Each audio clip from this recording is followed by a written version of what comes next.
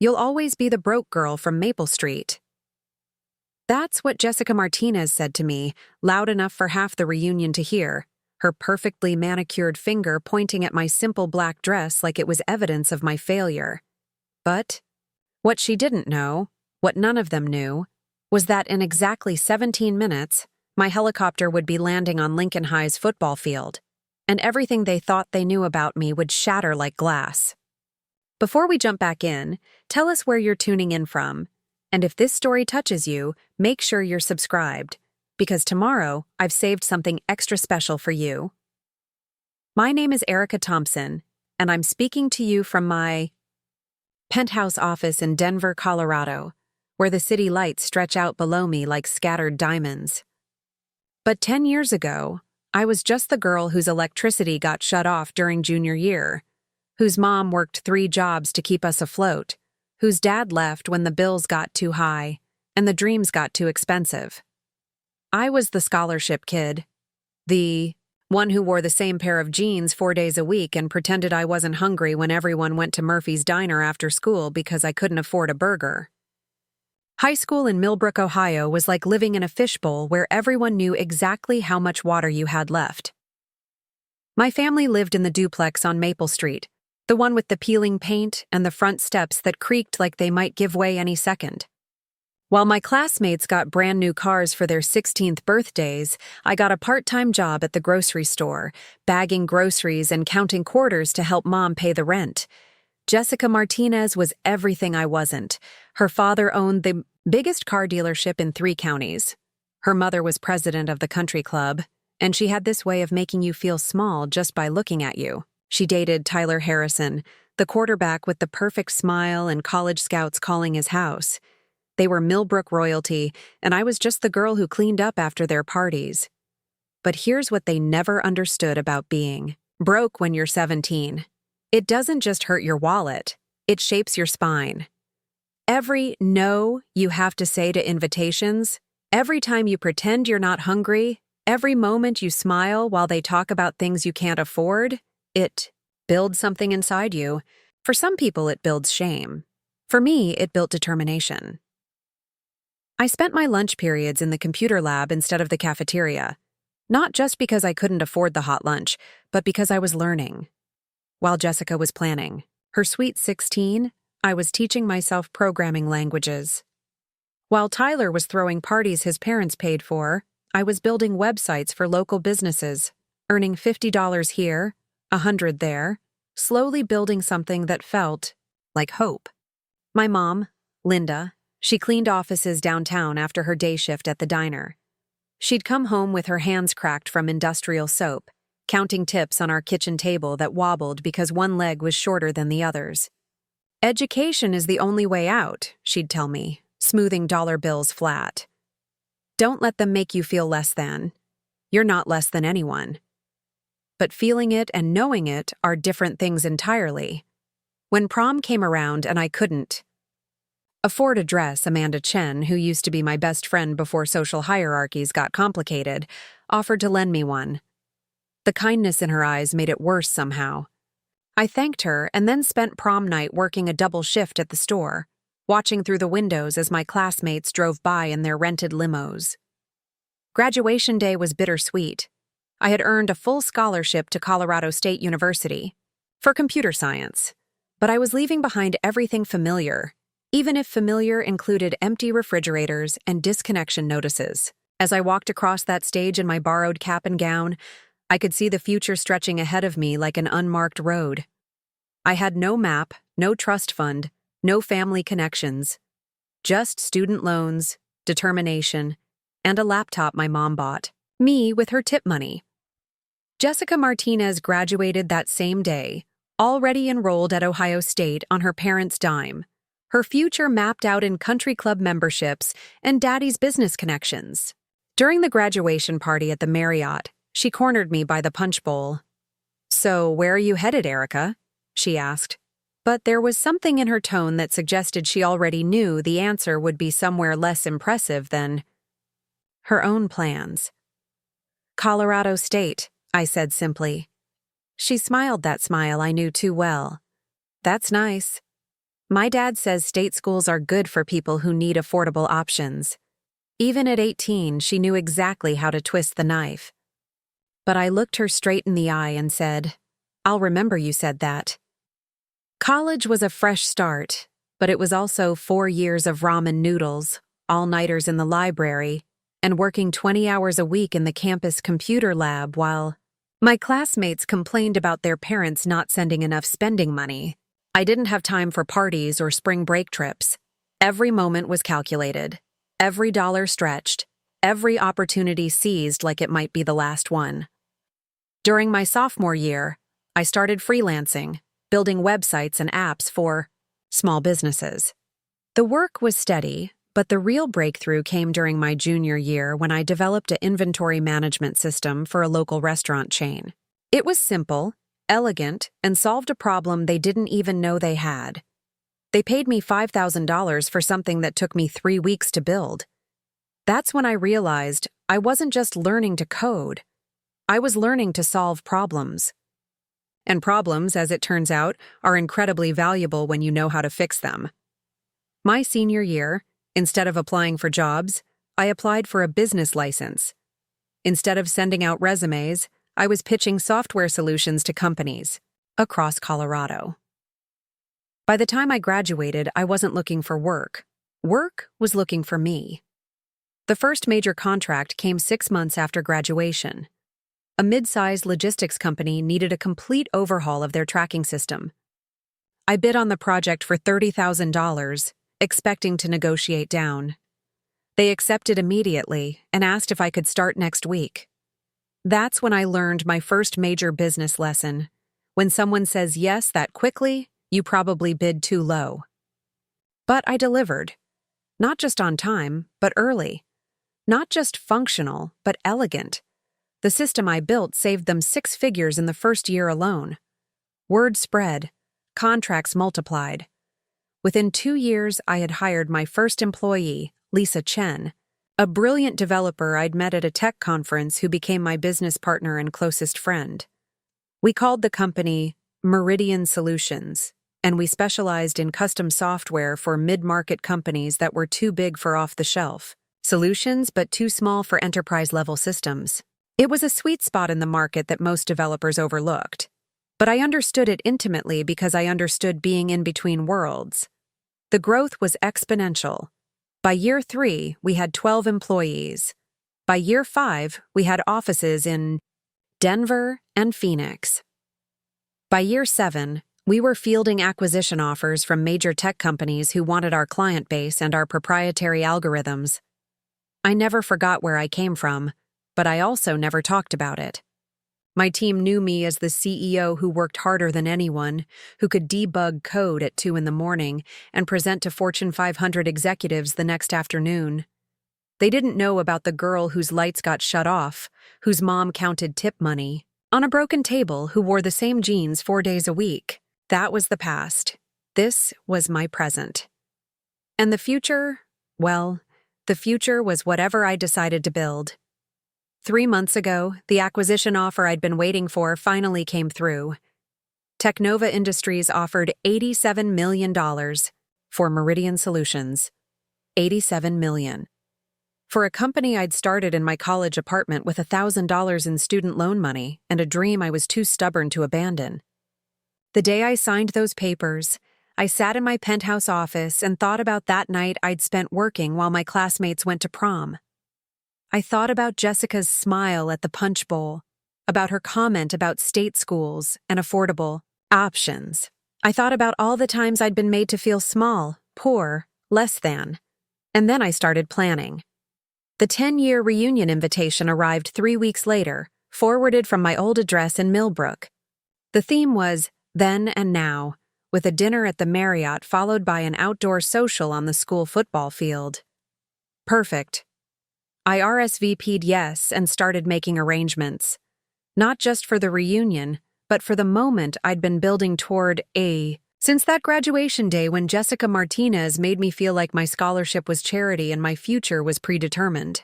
I hired David Martinez, no relation to Jessica, as my personal pilot and assistant. Yes, I bought a helicopter. a Bell 429 in midnight blue with chrome accents that cost more than most people's houses. I also had him research every classmate who would be at the reunion, their jobs, their addresses, their social media presence, their successes and failures.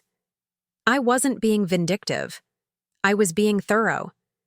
Preparing and narrating this story took us a lot of time, so if you are enjoying it, subscribe to our channel.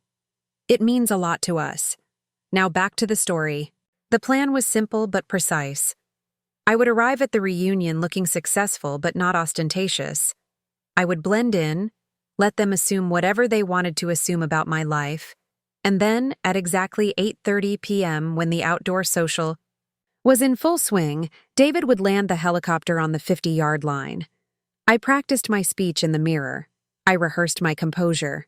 I prepared for every possible reaction except one, that I might actually enjoy watching their faces change when they realized everything they thought they knew about me was wrong. The day before the reunion, I flew into Cleveland and drove the 2 hours to Millbrook in a rental car. Not a flashy one, just a standard sedan that wouldn't draw attention. I wanted to see the town again, to remember what I was fighting against, or maybe what I was fighting for. Maple Street looked smaller than I remembered. The duplex where I grew up had been repainted, but those front steps still sagged like tired shoulders. I sat in the car for a few minutes, windows down, listening to the sounds of a place that had shaped me but no longer defined me. Murphy's Diner was still there, still serving the burgers I couldn't afford in high school. I went in and ordered one, extra everything, and ate it slowly, tasting not just the food but the memory of wanting something I couldn't have. The waitress was new, young, probably working her way through community college. I left her a $100 aid tip and a note that said, "For all the dreams you're building." I didn't sign it. That night, in my hotel room at the Hampton Inn, I laid out my outfit for the reunion. Simple black dress, modest jewelry, low heels. I wanted to look put together but not wealthy. I wanted them to see the girl they remembered, right up until the moment they realized she was gone forever, replaced by someone they never saw coming. The morning of the reunion, David called to confirm the flight plan. "Everything's ready, Ms. Thompson. Helicopter's fueled, flight path is cleared, landing permission is secured. We'll be overhead at exactly 8:29 p.m. "And the banner?" I asked. "Secured and ready to deploy. Meridian Solutions, building tomorrow's technology today with your company logo. It'll be visible from the ground as we approach." I smiled. Perfect. I spent the afternoon driving around town, visiting all the places where I'd felt small, poor, invisible. The grocery store where I'd bagged groceries and counted quarters. The library where I'd hidden during lunch periods, reading about successful people who came from nothing. The school itself, where I'd learned that intelligence without opportunity is just frustration, but intelligence with determination is unstoppable. At 5 p.m., I started getting ready. Hair pulled back in a simple bun, makeup understated, dress. That said professional, but not executive. I looked in the mirror and saw exactly what I wanted them to see. The same girl they remembered, successful enough to afford the reunion but not successful enough to threaten their assumptions about social hierarchy. The drive to the Marriott took 12 minutes. I used every one of them to center myself, to remember why this mattered, to prepare for the performance of a lifetime. Not because I was pretending to be someone I wasn't, but because I was revealing who I'd always been underneath their expectations. I walked into that hotel ballroom at 6:15 p.m., and the first person I saw was Amanda Chen. She looked exactly like I'd expected, successful but tired, the way people look when they've achieved what they thought they wanted but discovered. It wasn't quite enough. "Erika!" she called out, genuine warmth in her voice. "Oh my God, you look amazing! How are you?" We hugged, and for a moment, I remembered what it felt like to have a friend who saw me as more than my family's financial situation. "I'm good, Amanda. Really good. You look incredible." "Thanks. I'm working in marketing now, up in Cleveland. Married, 2 kids, the whole suburban dream." She laughed, but there was something wistful in it. "What about you? I heard you went to Colorado for school." "I did. I'm still there, actually. I work in tech." Her eyes lit up. "That's so cool. Like, computers and stuff?" "Software development, mostly. Business applications." "That sounds really interesting. Are you with a big company?" I smiled. "Something like that." That's when I saw Tyler Harrison across the room. Still handsome, still carrying himself like he expected the world to part ways for him, but there was something different. The confidence was still there, but it had an edge of desperation now, like he was working harder to maintain the image than he used to. He spotted me and started walking over, that same cocky grin I remembered from high school. "Well, well, well. Erika Thompson, I heard you were coming tonight." "Tyler, good to see you." "You too. You look different. Good different. Success suits you." I almost laughed at how transparent he was. Even now, he was calculating, wondering if I might be worth his attention in ways I hadn't been in high school. "Thanks. I heard you're doing well too. Still in Millbrook?" His smile flickered. "Yeah, for now. I'm actually in insurance. Commercial accounts mostly. Good money in it." The way he said it suggested the money might not be as good as he wanted people to think. "That's great. Steady work." "What about you? Amanda said you're in tech. Like working for Google or something." "Not Google, no. I have my own company." His eyebrows went up. "Your own company? That's ambitious. What kind of stuff do you do?" "Software solutions for mid-market businesses. Custom applications, mostly." "Huh. That sounds complicated." "It can be, but I like solving problems." That's when I heard the laugh that had haunted my teenage dreams and adult ambitions. High, bright, and sharp enough to cut glass. Jessica Martinez was holding court near the bar, surrounded by the same group of people who had orbited around her in high school.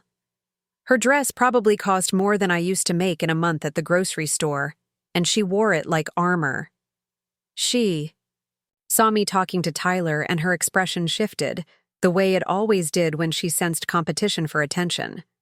She excused herself from her group and glided over, martini in hand. "Erika Thompson," she said, my name like a puzzle she was trying to solve. "I almost didn't recognize you. You look so grown up." "Hello, Jessica. You look exactly the same." She took it as a compliment, which wasn't entirely how I meant it. "Thank you. I work really hard to stay in shape. Pilates, personal trainer, the whole thing. It's so important to invest in yourself, don't you think?" "Absolutely. So what brings you back to little old Millbrook? I heard you disappeared to Colorado and never looked back." There it was. The subtle accusation that I'd abandoned my roots, turned my back on the town that raised me. Never mind that the town had never given me much reason to stay. "I've been busy building a career, but I thought it would be nice to see everyone again." "And that's sweet. What kind of career?" Her tone suggested she already knew the answer wouldn't be impressive. "I run a software company in Denver." "Oh, how interesting. Like a little tech startup. Those are so trendy now. Everyone thinks they're going to be the next Facebook." She laughed, and her friends laughed with her, the sound like breaking glass. "Something like that," I said calmly. Tyler, sensing the tension, tried to play peacemaker. "Erika was just telling me about her business. Sounds like she's doing really well." Jessica's smile sharpened. "I'm sure she is. It's so admirable when people from challenging backgrounds work hard to better themselves. Your mom must be so proud."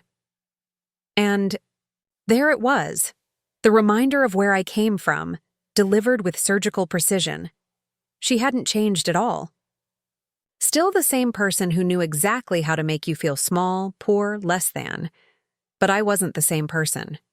I hadn't been for a long time. "She is proud," I said. "She taught me that where you start doesn't determine where you finish." "Oh, absolutely. Though some of us are lucky enough to start ahead, which makes the journey a little easier." She gestured around the room. Speaking of which, did you hear Tyler bought the old Peterson place? Beautiful house, 6 bedrooms, 3 acres, very impressive. Tyler looked uncomfortable, but Jessica continued.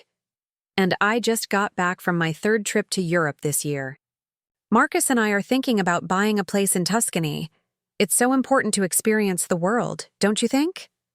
She was performing, showing off, making sure everyone within earshot understood the hierarchy. Tyler with his big house, Jessica with her European vacations, and me with my little tech startup that she'd already dismissed as another dreamer trying to strike it rich. Travel is wonderful, I agreed, though I've been too busy with work to take much time off lately. Oh, that's too bad. All work and no play, you know. But I suppose when you're trying to get a business off the ground, sacrifices have to be made. Amanda, who had been listening to this exchange with growing discomfort, tried to change the subject. Should we get some dinner? I think they're starting to serve. Great idea, I said. I'm starving. We moved toward the dining room, but Jessica wasn't done yet. As we walked, she leaned over to Amanda, speaking just loud enough for me to hear. It's so brave of her to come back. I mean, after everything with her family's financial situation in high school. Remember how her mom used to clean offices? It must be hard to face people when you've had to struggle so much. Amanda shot her a sharp look, but the damage was done. The reminder was out there, hanging in the air like smoke. I was still the broke girl from Maple Street, the scholarship kid, the one whose electricity got shut off. No matter what I'd accomplished, that's who I would always be to people like Jessica. But what Jessica didn't know, what none of them knew, was that in exactly 2 hours and 13 minutes, everything was going to change. Dinner was a blur of small talk and catching up, the kind of conversation that happens when people who knew each other as children try to relate as adults. I sat at a table with Amanda, Tyler, and a few other classmates I remembered vaguely. Jessica was at the popular table naturally, surrounded by her high school court. Between courses, people came by to say hello, to ask what I was doing now, to make polite conversation that danced around the real questions they wanted to ask. How much money do you make? Are you married? Do you have kids? Are you happy? Did you ever amount to anything? I answered with the same careful vagueness I'd been practicing all evening. Yes, the business was going well. No, I wasn't married yet, too focused on my career. Yes, I was happy. Yes, Colorado was beautiful. What I didn't tell them was that my company had been acquired for $87 million. I didn't mention the penthouse office, the helicopter, the investment portfolio that generated more passive income in a month than most of them made in a year. I didn't talk about the speaking engagements at tech conferences, the articles in Forbes and Entrepreneur magazine, the patents I held on software that was revolutionizing inventory management across multiple industries. I was saving all of that for later. At 8 o'clock, they announced that the outdoor social was beginning on the football field. Same field where we spent 4 years cheering on our Millbrook Eagles, the reunion committee chair said into the microphone. Come outside and enjoy the beautiful evening while we share memories and look toward the future. Perfect timing. As we walked outside, I checked my phone. A text from David. In position. Weather is perfect. See you in 29 minutes. The football field had been decorated with string lights and standing heaters. A DJ was set up on the 50-yard line, playing hits from our high school years. People were scattered across the field in small groups, drinks in hand, laughter carrying on the evening breeze. I positioned myself near the center of the field, close enough to the makeshift stage that everyone would be able to see and hear what was about to happen. Amanda stayed close to me, and I was grateful for her friendship, even if it came 10 years too late to matter in the ways it might have then. This is nice, she said, looking around at our classmates scattered across the grass. Weird but nice, like time travel. Yeah, I agreed, though some things haven't changed as much as others. I nodded toward Jessica, who was holding court near the goalpost, still the center of attention, still performing her role as Millbrook royalty. "She hasn't changed at all," Amanda said quietly.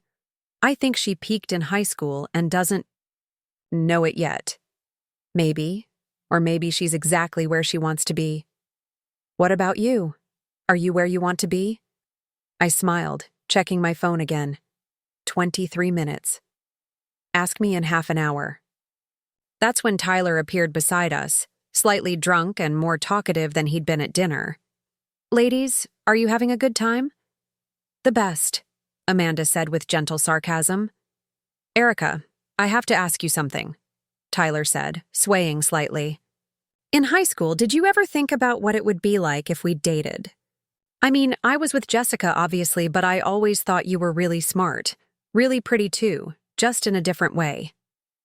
I stared at him, amazed by his complete lack of self-awareness. "Tyler, in high school, you barely knew I existed. Unless you needed help with calculus homework. That's not true. I always noticed you. I just thought you were out of my league academically, you know?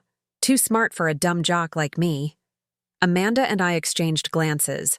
The revisionist history was breathtaking. "Well," I said carefully, "I appreciate the sentiment, but I think we were both exactly where we needed to be back then." That's when Jessica's voice cut across the field like a blade. She was standing on the small platform the DJ had set up, microphone in hand, clearly having commandeered the equipment for an impromptu speech. "Can I have everyone's attention for just a minute?" she called out, her voice amplified across the field. "I know this isn't planned, but I wanted to say something while we're all here together." The chatter died down as people turned toward the platform. I felt my pulse quicken. This wasn't part of my plan, but somehow I knew it was about to become part of the story. 10 years ago, we graduated from Lincoln High School with so many dreams and ambitions, Jessica began, her public, speaking voice polished and confident. "Some of us have achieved everything we set out to do. Some of us have found success beyond our wildest dreams." She paused, scanning the crowd until her eyes found mine. "And some of us are still working on it, which is totally fine.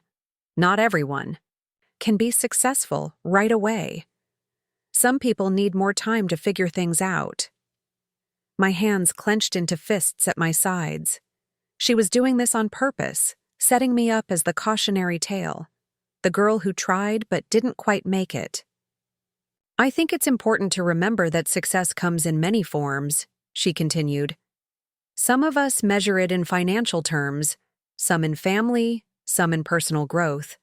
And I want everyone here to know that no matter where you are in your journey, no matter what challenges you've faced or are still facing, you belong here.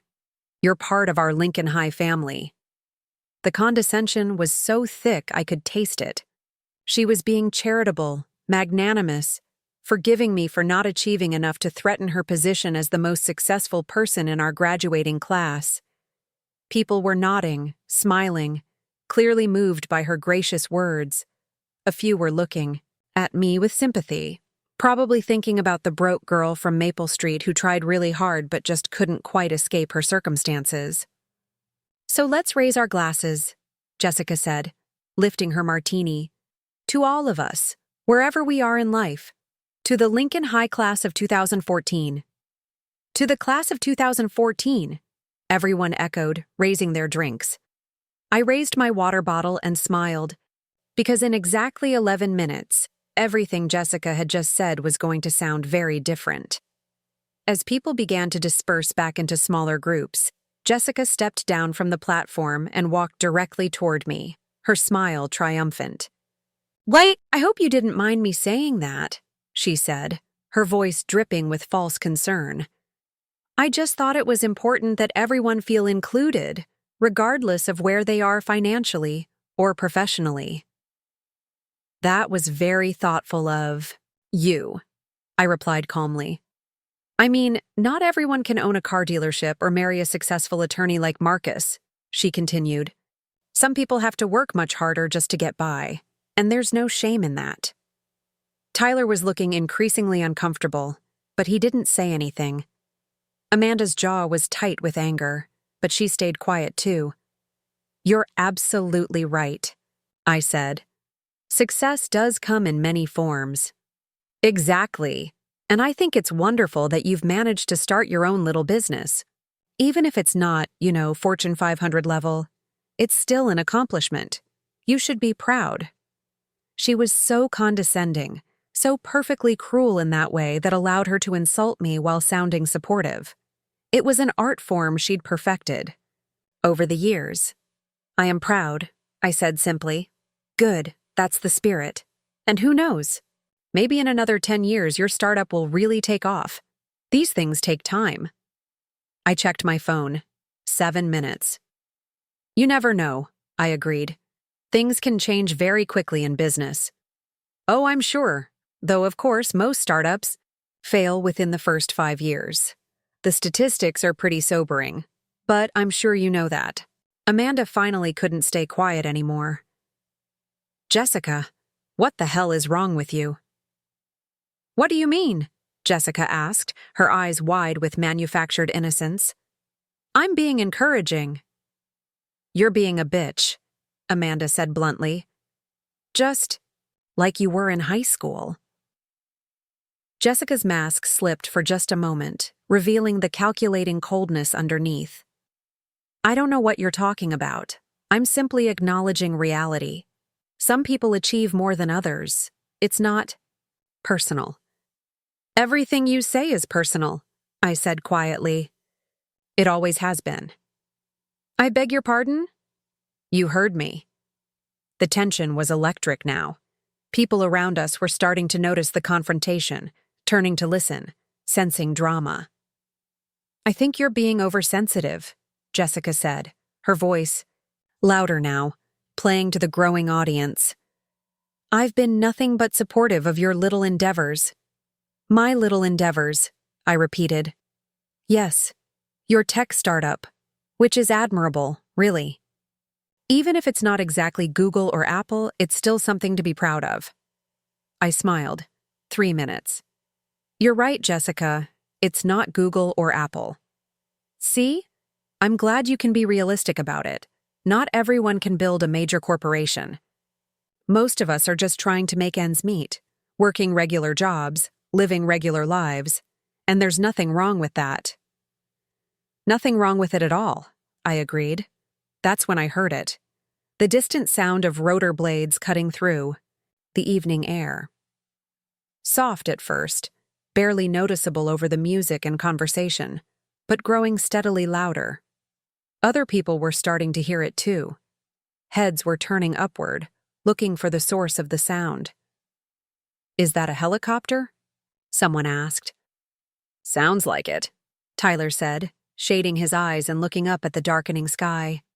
The sound was getting closer, more distinct. The steady whop-whop-whop of a professional aircraft. Not some small private plane, but something substantial.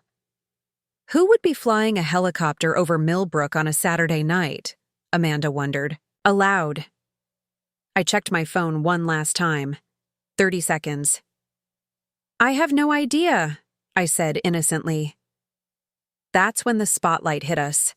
A brilliant white beam of light swept across the football field, illuminating the scattered groups of my former classmates, like actors on a stage. The helicopter was directly overhead now, the sound of its engines drowning out everything else.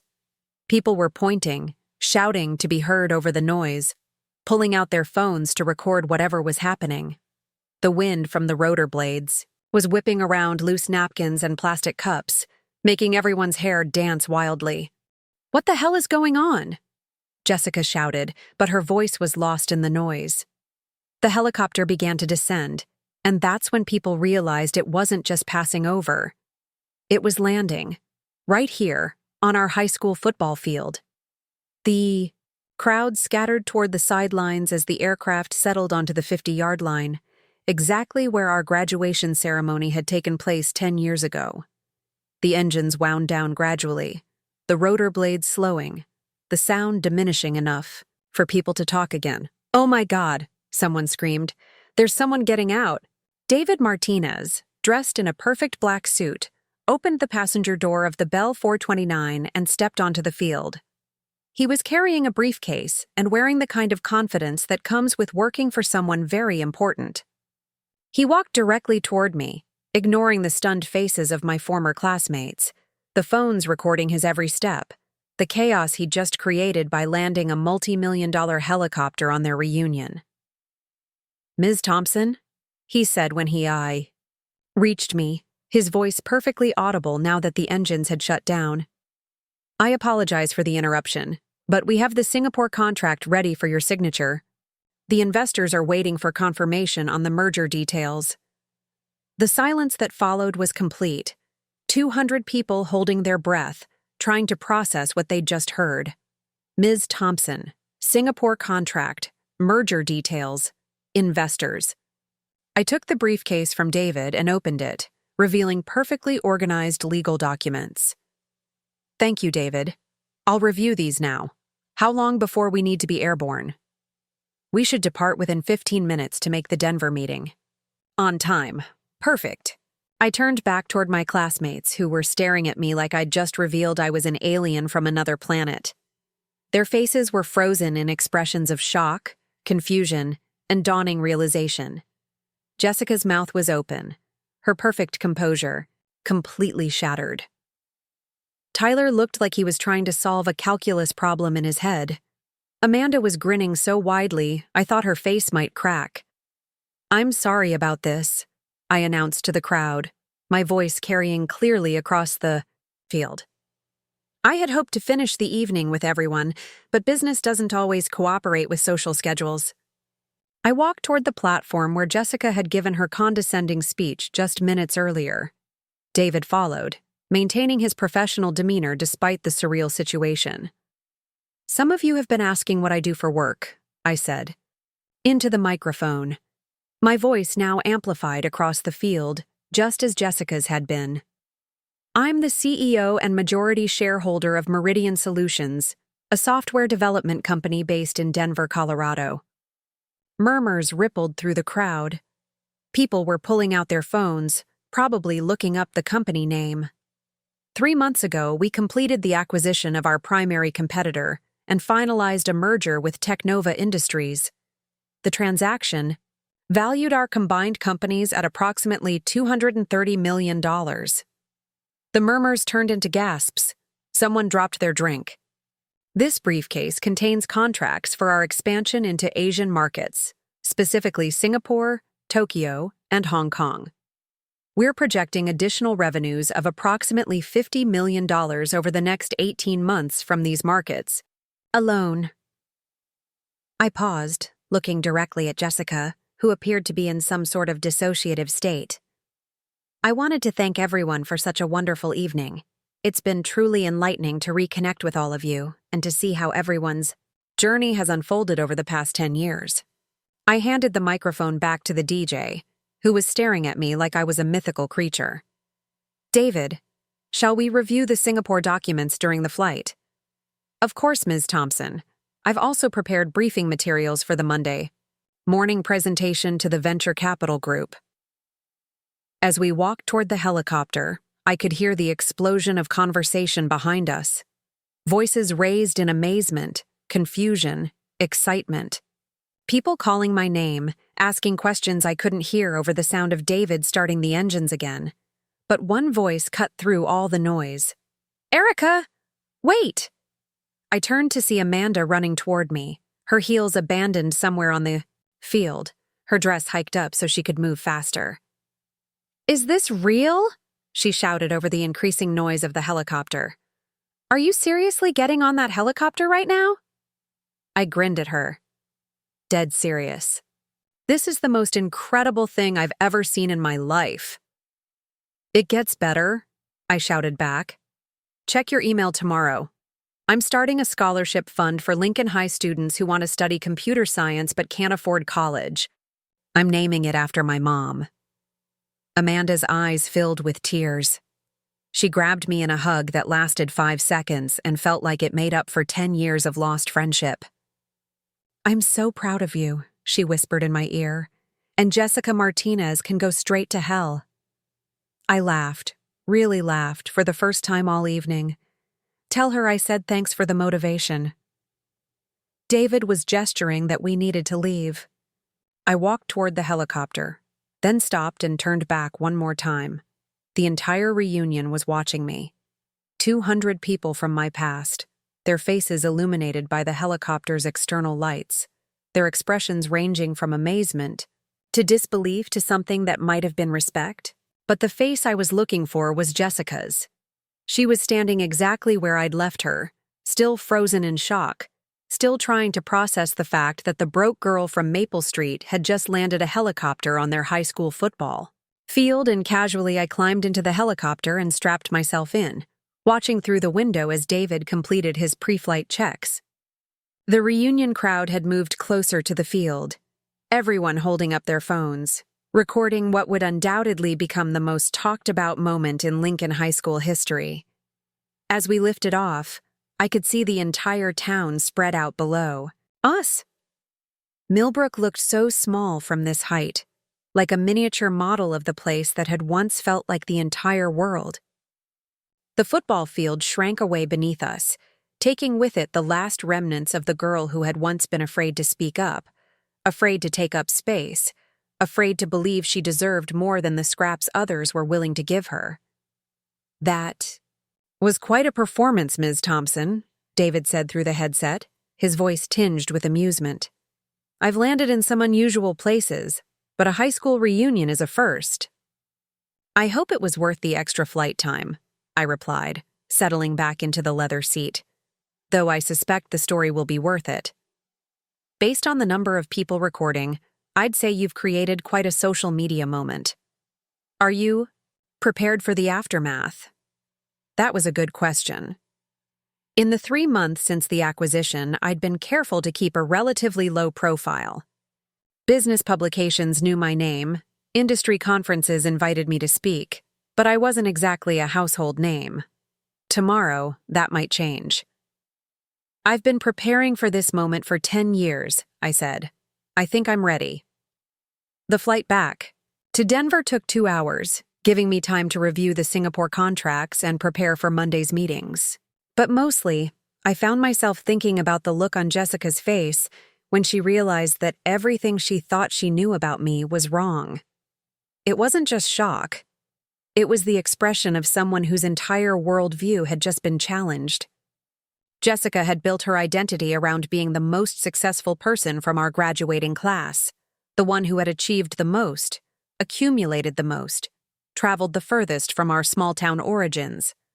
She'd constructed a hierarchy in her mind where she sat at the top, looking down on the rest of us with benevolent condescension. And in the span of 15 minutes, that entire structure had collapsed. But here's what surprised me. I didn't feel the satisfaction I'd expected. For years, I'd imagined this moment, planned for it, worked toward it. I'd thought that proving Jessica wrong would feel like victory. Instead, it felt like closure. The helicopter touched down at the private airfield outside Denver at 11:30. My driver was waiting with the car, and within 20 minutes I was back in my penthouse, the city lights stretching out below me like a constellation of possibilities. I poured myself a glass of wine and sat on the balcony, replaying the evening in my mind. The dinner, the conversations, Jessica's speech, the helicopter landing, the looks on everyone's faces. It felt surreal, like something that had happened to someone else. My phone started buzzing almost immediately. Text messages, missed calls, social media notifications. Word was spreading fast. Amanda had sent a video she'd taken of the helicopter landing, along with a message. This is going to break the internet. I'm so proud of you, and I can't stop laughing at Jessica's face.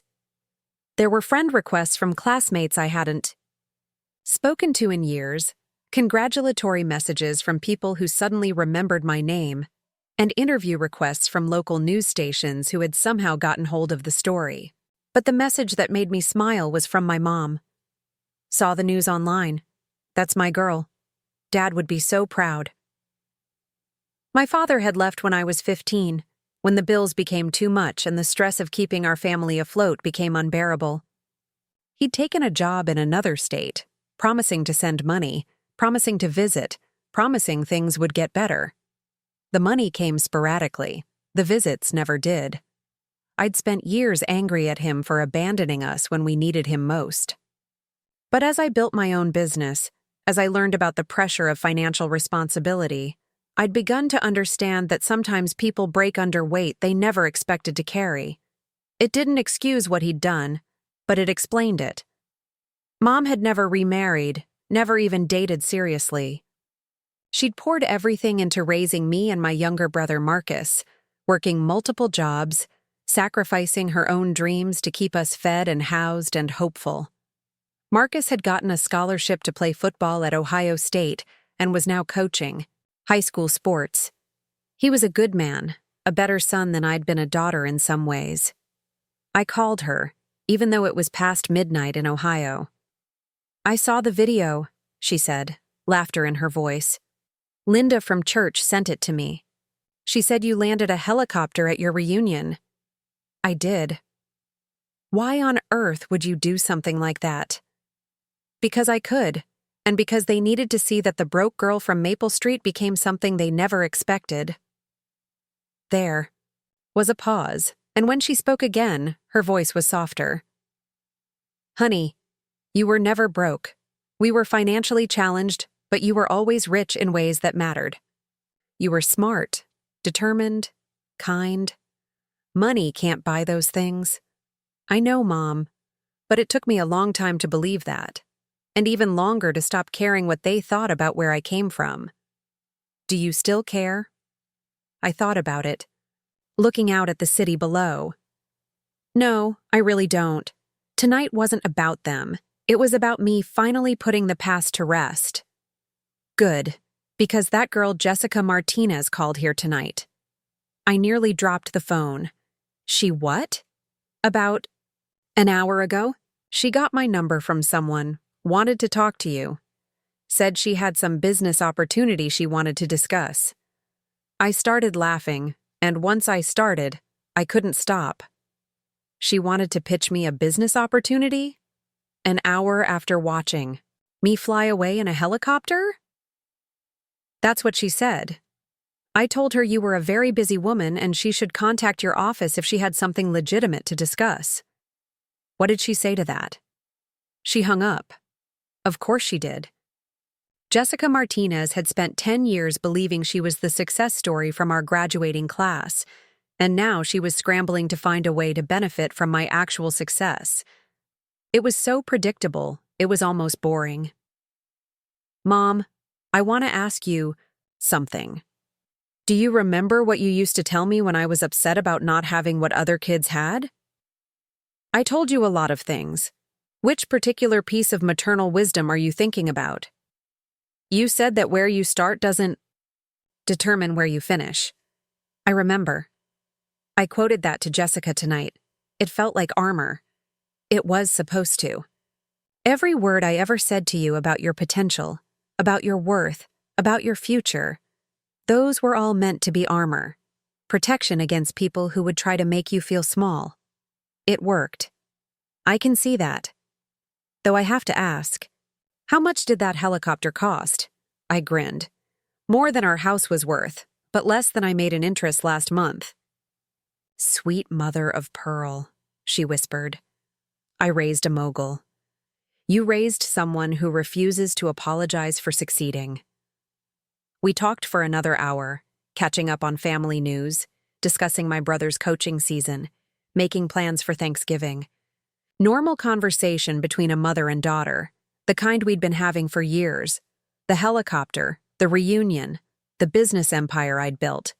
None of it changed the fundamental relationship between us.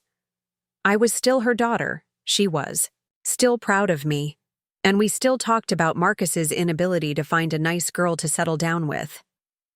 It was exactly what I needed to ground myself after the surreal evening I'd just experienced. The next morning, I woke up to 17 missed calls and 43 text messages. The story had gone viral overnight. Someone had posted Amanda's video to social media with the caption, "Rich girl helicopters into high school reunion to flex on former bullies," and it had been shared thousands of times. The comments were everything you'd expect from the internet. Some people were calling me petty and show-offy. Others were cheering for the underdog who made good. A few were questioning whether the whole thing was staged. But the overwhelming response was amazement and admiration. More importantly, legitimate media outlets were picking up the story. Forbes wanted to do a feature on my company. Entrepreneur magazine was requesting an interview about my journey from small-town poverty to tech success. 3 different universities had reached out about speaking engagements. My assistant Lisa called at 8 a.m., laughing so hard she could barely speak. "Erika, what did you do? My phone hasn't stopped ringing since 6 this morning. Everyone wants to talk to you." "I went to my high school reunion." "You went to your high school reunion in a helicopter. There's a difference." "Slight difference," I admitted. "The entire tech industry is talking about this. TechCrunch wants an exclusive. Bloomberg is asking for comment. And someone from Good Morning America called wanting to know if you'd consider a live interview." "What did you tell them?" "I told them I'd check with you, but that you were probably too busy running a multi-million-dollar company to care about morning television. That's why I pay you the big bucks. Speaking of which, we need to talk about how to handle this publicity. This could be incredible for the company if we manage it right, or it could be a distraction if we let it get out of hand."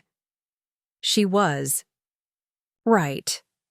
I'd spent 3 months carefully orchestrating the Singapore expansion, building relationships with international investors, positioning Meridian Solutions for the next phase of growth. The last thing I needed was for my personal drama to overshadow the business. "Set up a conference call for this afternoon. We'll put together a media strategy that keeps the focus on the company's achievements rather than my high school revenge fantasies." "Your what now?" "Nothing. Just set up the call." But before I could focus on damage control, I needed to see what was being said about the reunion. I opened my laptop and searched for my name, immediately finding dozens of articles, blog posts, and social media discussions about the helicopter incident. The story had taken on a life of its own. Some versions had me landing a private jet. Others claimed I'd bought the school and fired Jessica from some imaginary job. A few suggested the whole thing was a publicity stunt for a reality show. But buried in all the speculation and exaggeration, there were also thoughtful pieces about class mobility, the long-term effects of high school social dynamics, and the psychology of success. Some writers were using my story as a jumping-off point to discuss wealth inequality. Others were examining the role of education in breaking cycles of poverty. It was fascinating and terrifying to see my personal experience becoming a cultural touchstone for conversations I'd never intended to start. The most surreal part was reading comments from people who claimed to know me. Former classmates were coming out of the woodwork with stories about our interactions, most of which I didn't remember, and some of which definitely hadn't happened. Everyone wanted to be connected to the story somehow. Tyler Harrison had posted on Facebook, "Always knew Erika Thompson was going places. So proud to call her a friend and former classmate." I nearly choked on my coffee. Tyler, who had barely acknowledged my existence in high school, was now claiming we'd been friends. The revisionist history was breathtaking, but the post that really caught my attention was from Jessica Martinez herself. She'd written a long Facebook post about the reunion, carefully crafted to make herself look gracious while subtly undermining my moment. What an interesting evening at our 10-year reunion. So wonderful to see everyone's different paths and achievements. Success truly comes in many forms, and it was inspiring to see how some of our classmates have found creative ways to showcase their accomplishments. Wishing everyone continued growth and happiness on their unique journeys. It was a masterpiece of passive aggression. She'd managed to acknowledge my success while making it sound like a performance, a creative showcase, rather than a legitimate achievement. She was still trying to control the narrative, still trying to position herself as the reasonable, mature one, while subtly suggesting that my helicopter arrival was somehow gauche or inappropriate. I wasn't surprised. Jessica Martinez had built her entire identity around being the most successful, most admired person in any room. My presence at the reunion had threatened that identity, and my dramatic exit had completely obliterated it. She was doing damage control, trying to salvage her reputation by making my success seem somehow less legitimate than her own. But the comments on her post told a different story. People weren't buying her attempt at gracious condescension. They were asking direct questions about my company, my background, my achievements. They wanted to know more about the girl who had escaped Millbrook and built something extraordinary. A few people had done their own research and were posting links to articles about Meridian Solutions, my speaking engagements, my patents. The more information that came out, the more impressive the story became, and the more Jessica's attempt at damage control looked petty and small. Amanda had responded to Jessica's post with brutal simplicity. Erika Thompson is a self-made millionaire who employs over 100 people and just closed an $87 million acquisition. What exactly did you accomplish this year? Besides marry well? I had to respect Amanda's directness, even if it was going to escalate the drama. By noon, the story had been picked up by national news outlets. CNN ran a segment about millennial success stories, using my reunion appearance as an example of how social media was changing the way people thought about achievement and class mobility. The Today Show did a piece on unconventional reunion, entrances, complete with expert commentary from a sociologist about the psychological motivations behind public displays of success. And somewhere in Arkansas, a morning radio show was playing audio from Amanda's video and debating whether my helicopter entrance was boss move of the year or richest temper tantrum ever. I was simultaneously mortified and amused. This was not how I'd planned to become a household name. My phone rang, and I saw it was Marcus calling from Ohio. "Sister," he said when I answered, "you've officially lost your mind." "Good morning." "To you too, little brother." "A helicopter? Seriously? You couldn't just show up in a nice car like a normal, successful person?" "Where's the fun in that?" "The fun is in not having your personal business discussed on The View. Mom said they talked about you this morning." "They did not." "They did. Whoopi Goldberg said you were living your best life, and Joy Behar made some joke about helicopter parenting that I didn't understand." I put my head in my hands. This is insane. This is what happens when you decide to make a grand gesture instead of just quietly being successful. What were you thinking? That was a good question. What had I been thinking? In the moment, it had felt like the perfect way to close the book on my high school experience, to make a statement that couldn't be ignored or dismissed. But I hadn't considered the possibility that the statement would be heard by millions of people beyond my former classmates. "I was thinking about that night in senior year when you got suspended for fighting," I told Marcus. "Remember what you said when Mom asked why you couldn't just walk away?" "I said some things need to be settled." "Exactly. This needed to be settled." "Yeah, but I got detention, not a feature story in Forbes magazine." "The Forbes story isn't confirmed yet." "Erika, fine, it's confirmed. But the point is, I'm tired of people thinking they can dismiss me because of where I came from. I'm tired of being underestimated." "Who's underestimating you? You run a company worth $200 million. You have more money than some small countries. At what point do you stop proving yourself to people whose opinions don't matter?" It was a fair question. One I'd been asking myself since the moment I'd stepped off that helicopter.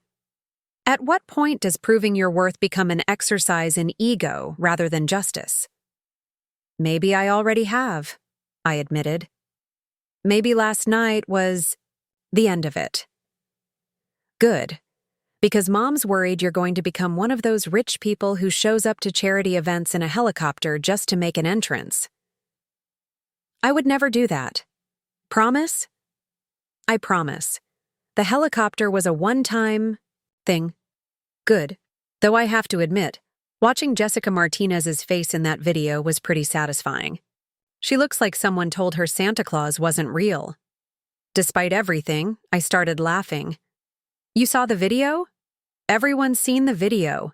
It has 3 million views on TikTok. Someone set it to music. What music? Rich Girl, by Gwen Stefani. It's actually pretty funny. I hung up and immediately went to TikTok, where I found not one but dozens of videos using Amanda's footage. People had added everything from classical music to rap beats. One creative user had turned it into a mini documentary with voiceover narration.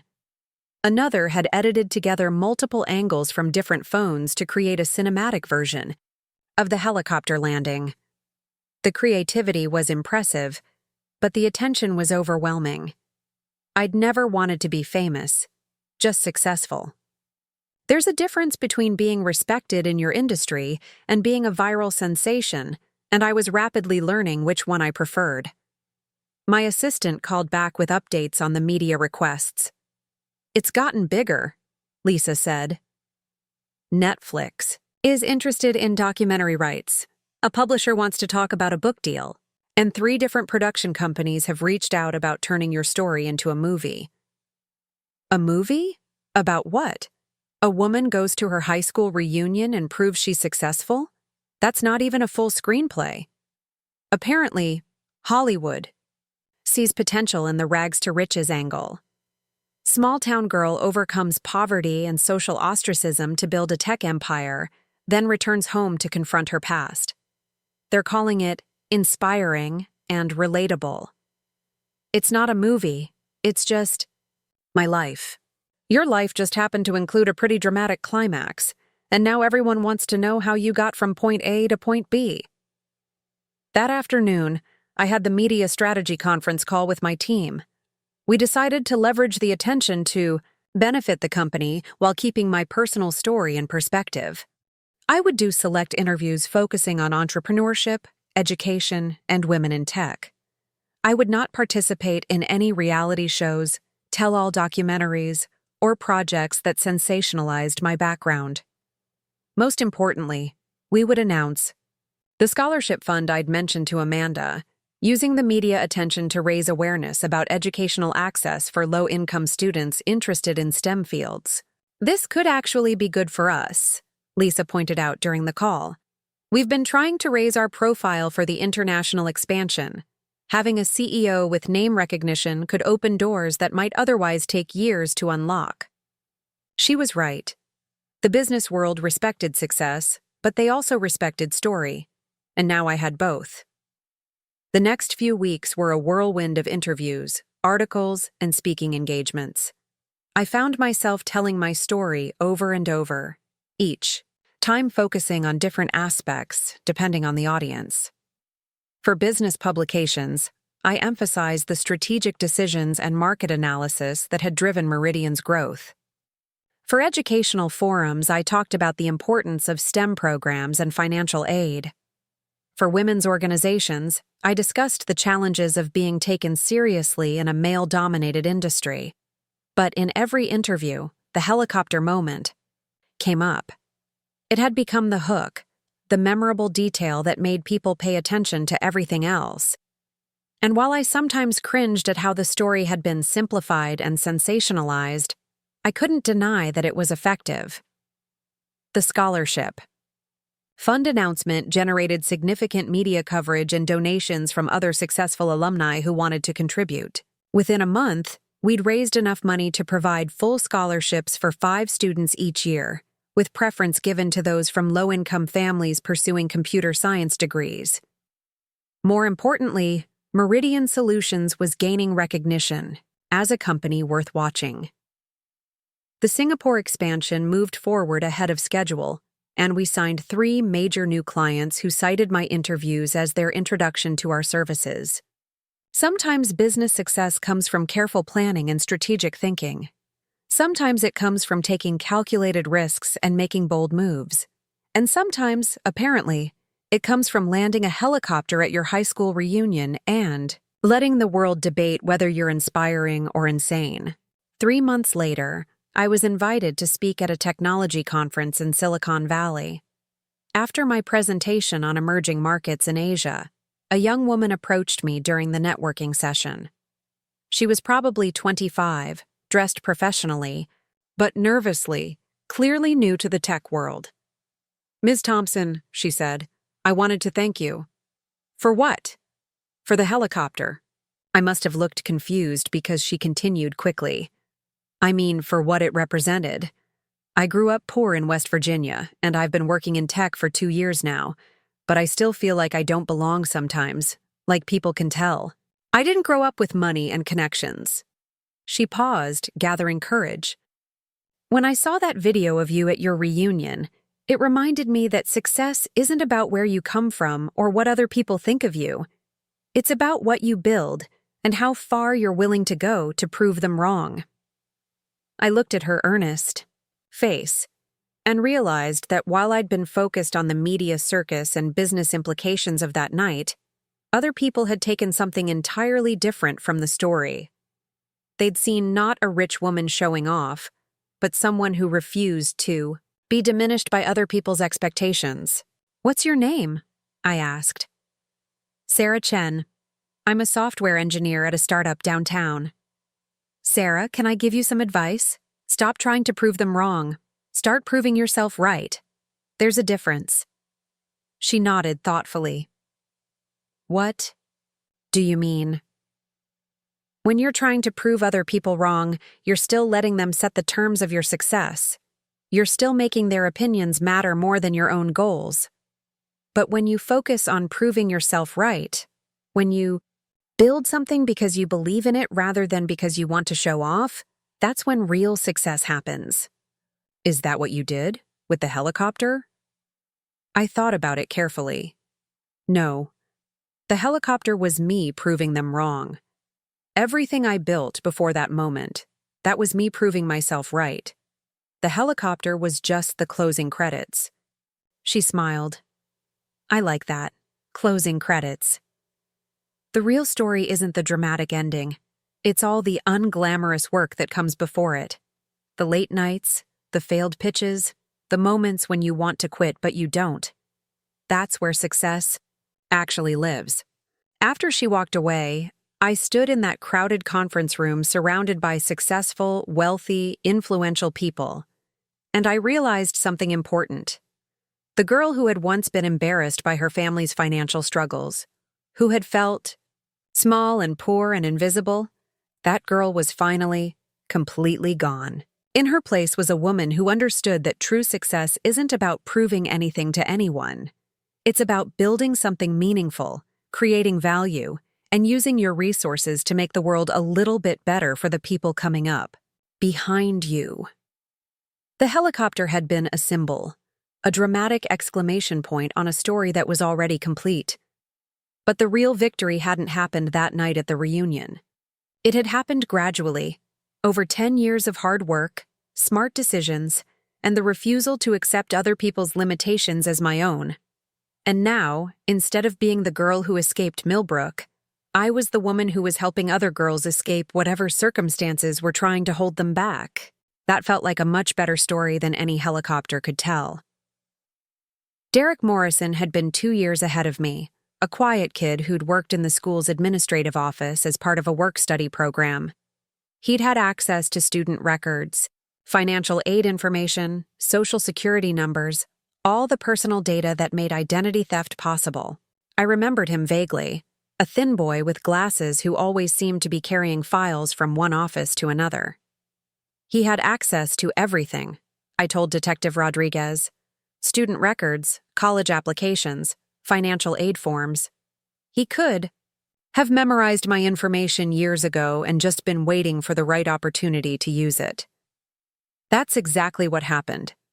According to his confession, he'd been collecting personal information on multiple students during his time in the office. You weren't his only victim, Ms. Thompson. He's been running identity theft schemes for over a decade. The scope of it was staggering.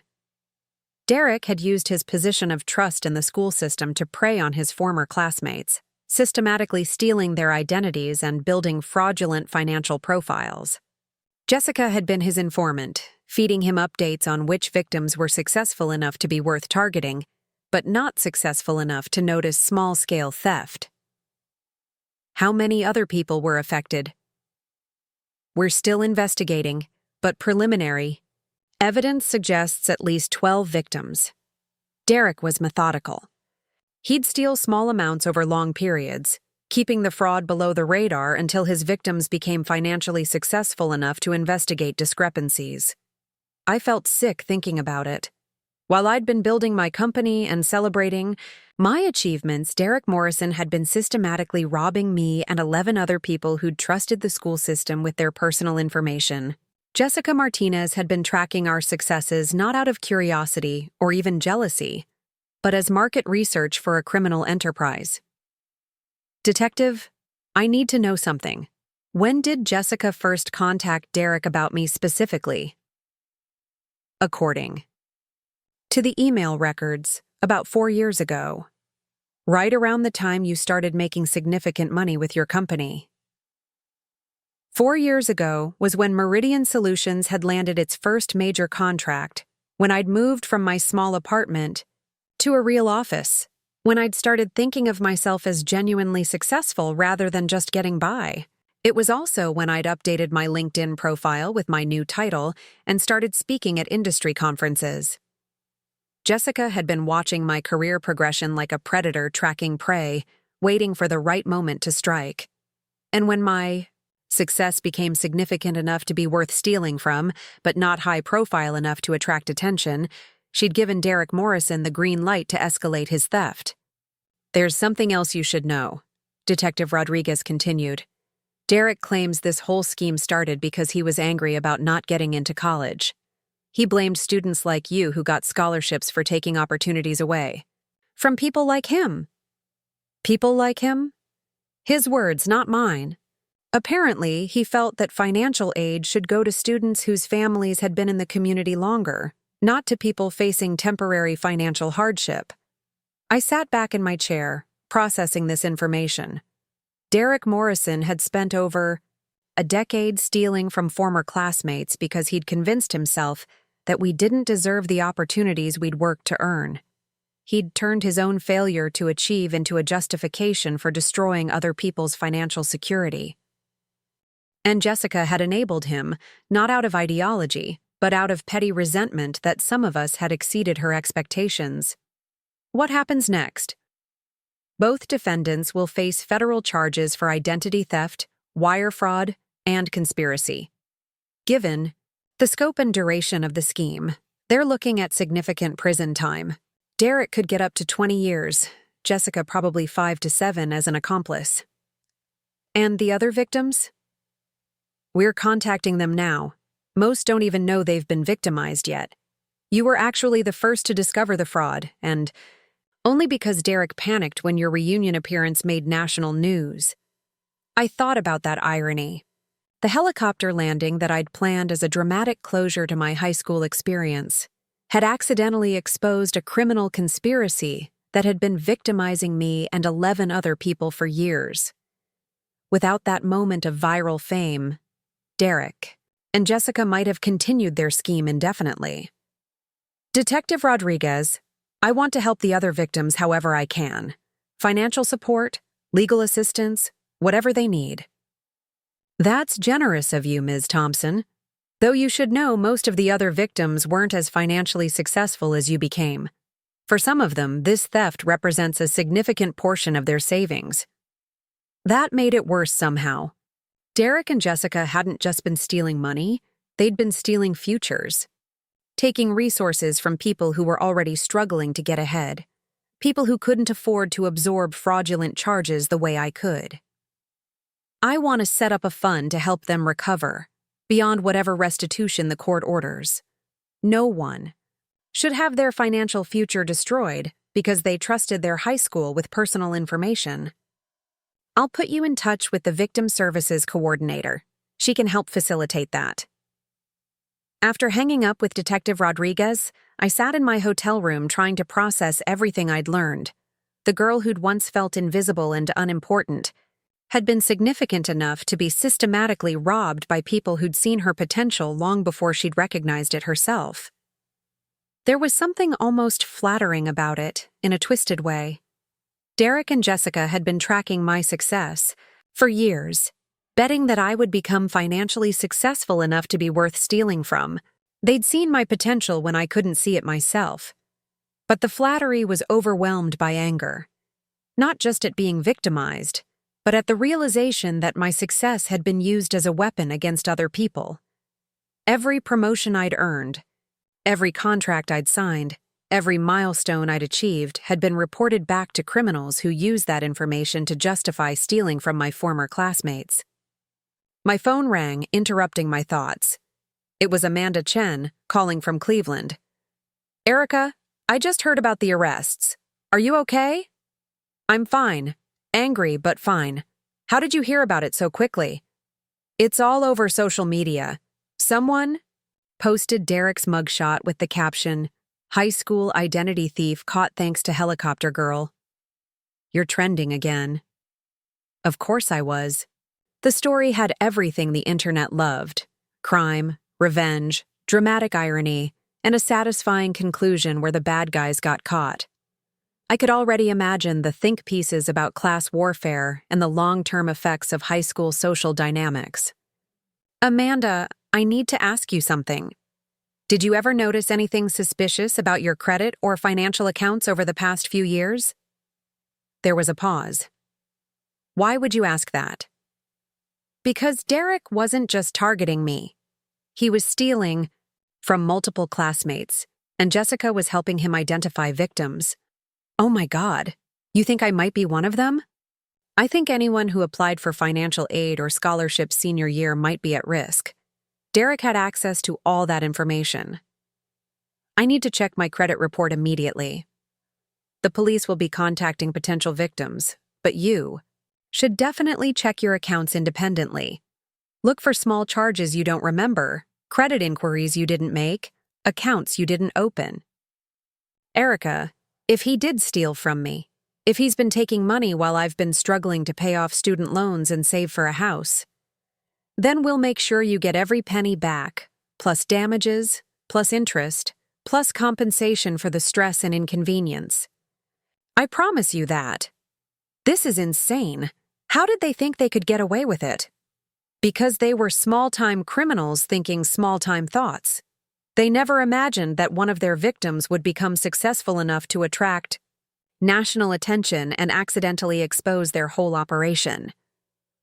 "So the helicopter actually caught the criminals?" I started laughing despite everything. "I guess it did, though that definitely wasn't the plan. This is the weirdest crime story ever. Local woman solves identity theft ring by dramatically arriving at high school reunion. Please tell me that's not actually a headline somewhere." "Not yet, but give it time." After I hung up with Amanda, I called my assistant Lisa to update her on the situation and discuss how to handle the media attention this development would inevitably bring. "This is actually a great angle for you," Lisa said, always thinking strategically. "You're not just a successful entrepreneur anymore. You're someone who accidentally exposed a criminal conspiracy that was victimizing working-class people. That's a much more compelling narrative." "I don't want to be a compelling narrative. I want to be someone who builds software and minds her own business." "Too late for that. You landed a helicopter at your high school reunion, remember? You gave up the option of being someone who minds her own business." She was right, of course. The moment I decided to make that dramatic gesture, I'd opened my life to public scrutiny and interpretation. And now that scrutiny had accidentally led to justice for people who might never have discovered they were victims otherwise. "What's our media strategy for this?" "Focus on the positive outcomes. You're helping other victims recover their losses. You're demonstrating that success comes with responsibility to help others. You're showing that sometimes dramatic gestures can have unintended beneficial consequences." "And we avoid talking about the revenge aspect?" "We avoid talking about revenge entirely. This wasn't about revenge. It was about justice. You didn't plan to expose a criminal conspiracy, but when it was exposed, you stepped up to help the other victims. It was a subtle but important distinction. Revenge was personal and petty. Justice was institutional and noble. And helping other victims was altruistic regardless of my original motivations. That afternoon, I met with the Victim Services Coordinator, a compassionate woman named Patricia Williams, who'd been working with financial crime victims for over 15 years. Ms. Thompson, what Derek and Jessica did to you and the other victims represents one of the more sophisticated identity theft schemes we've seen at the local level, she explained.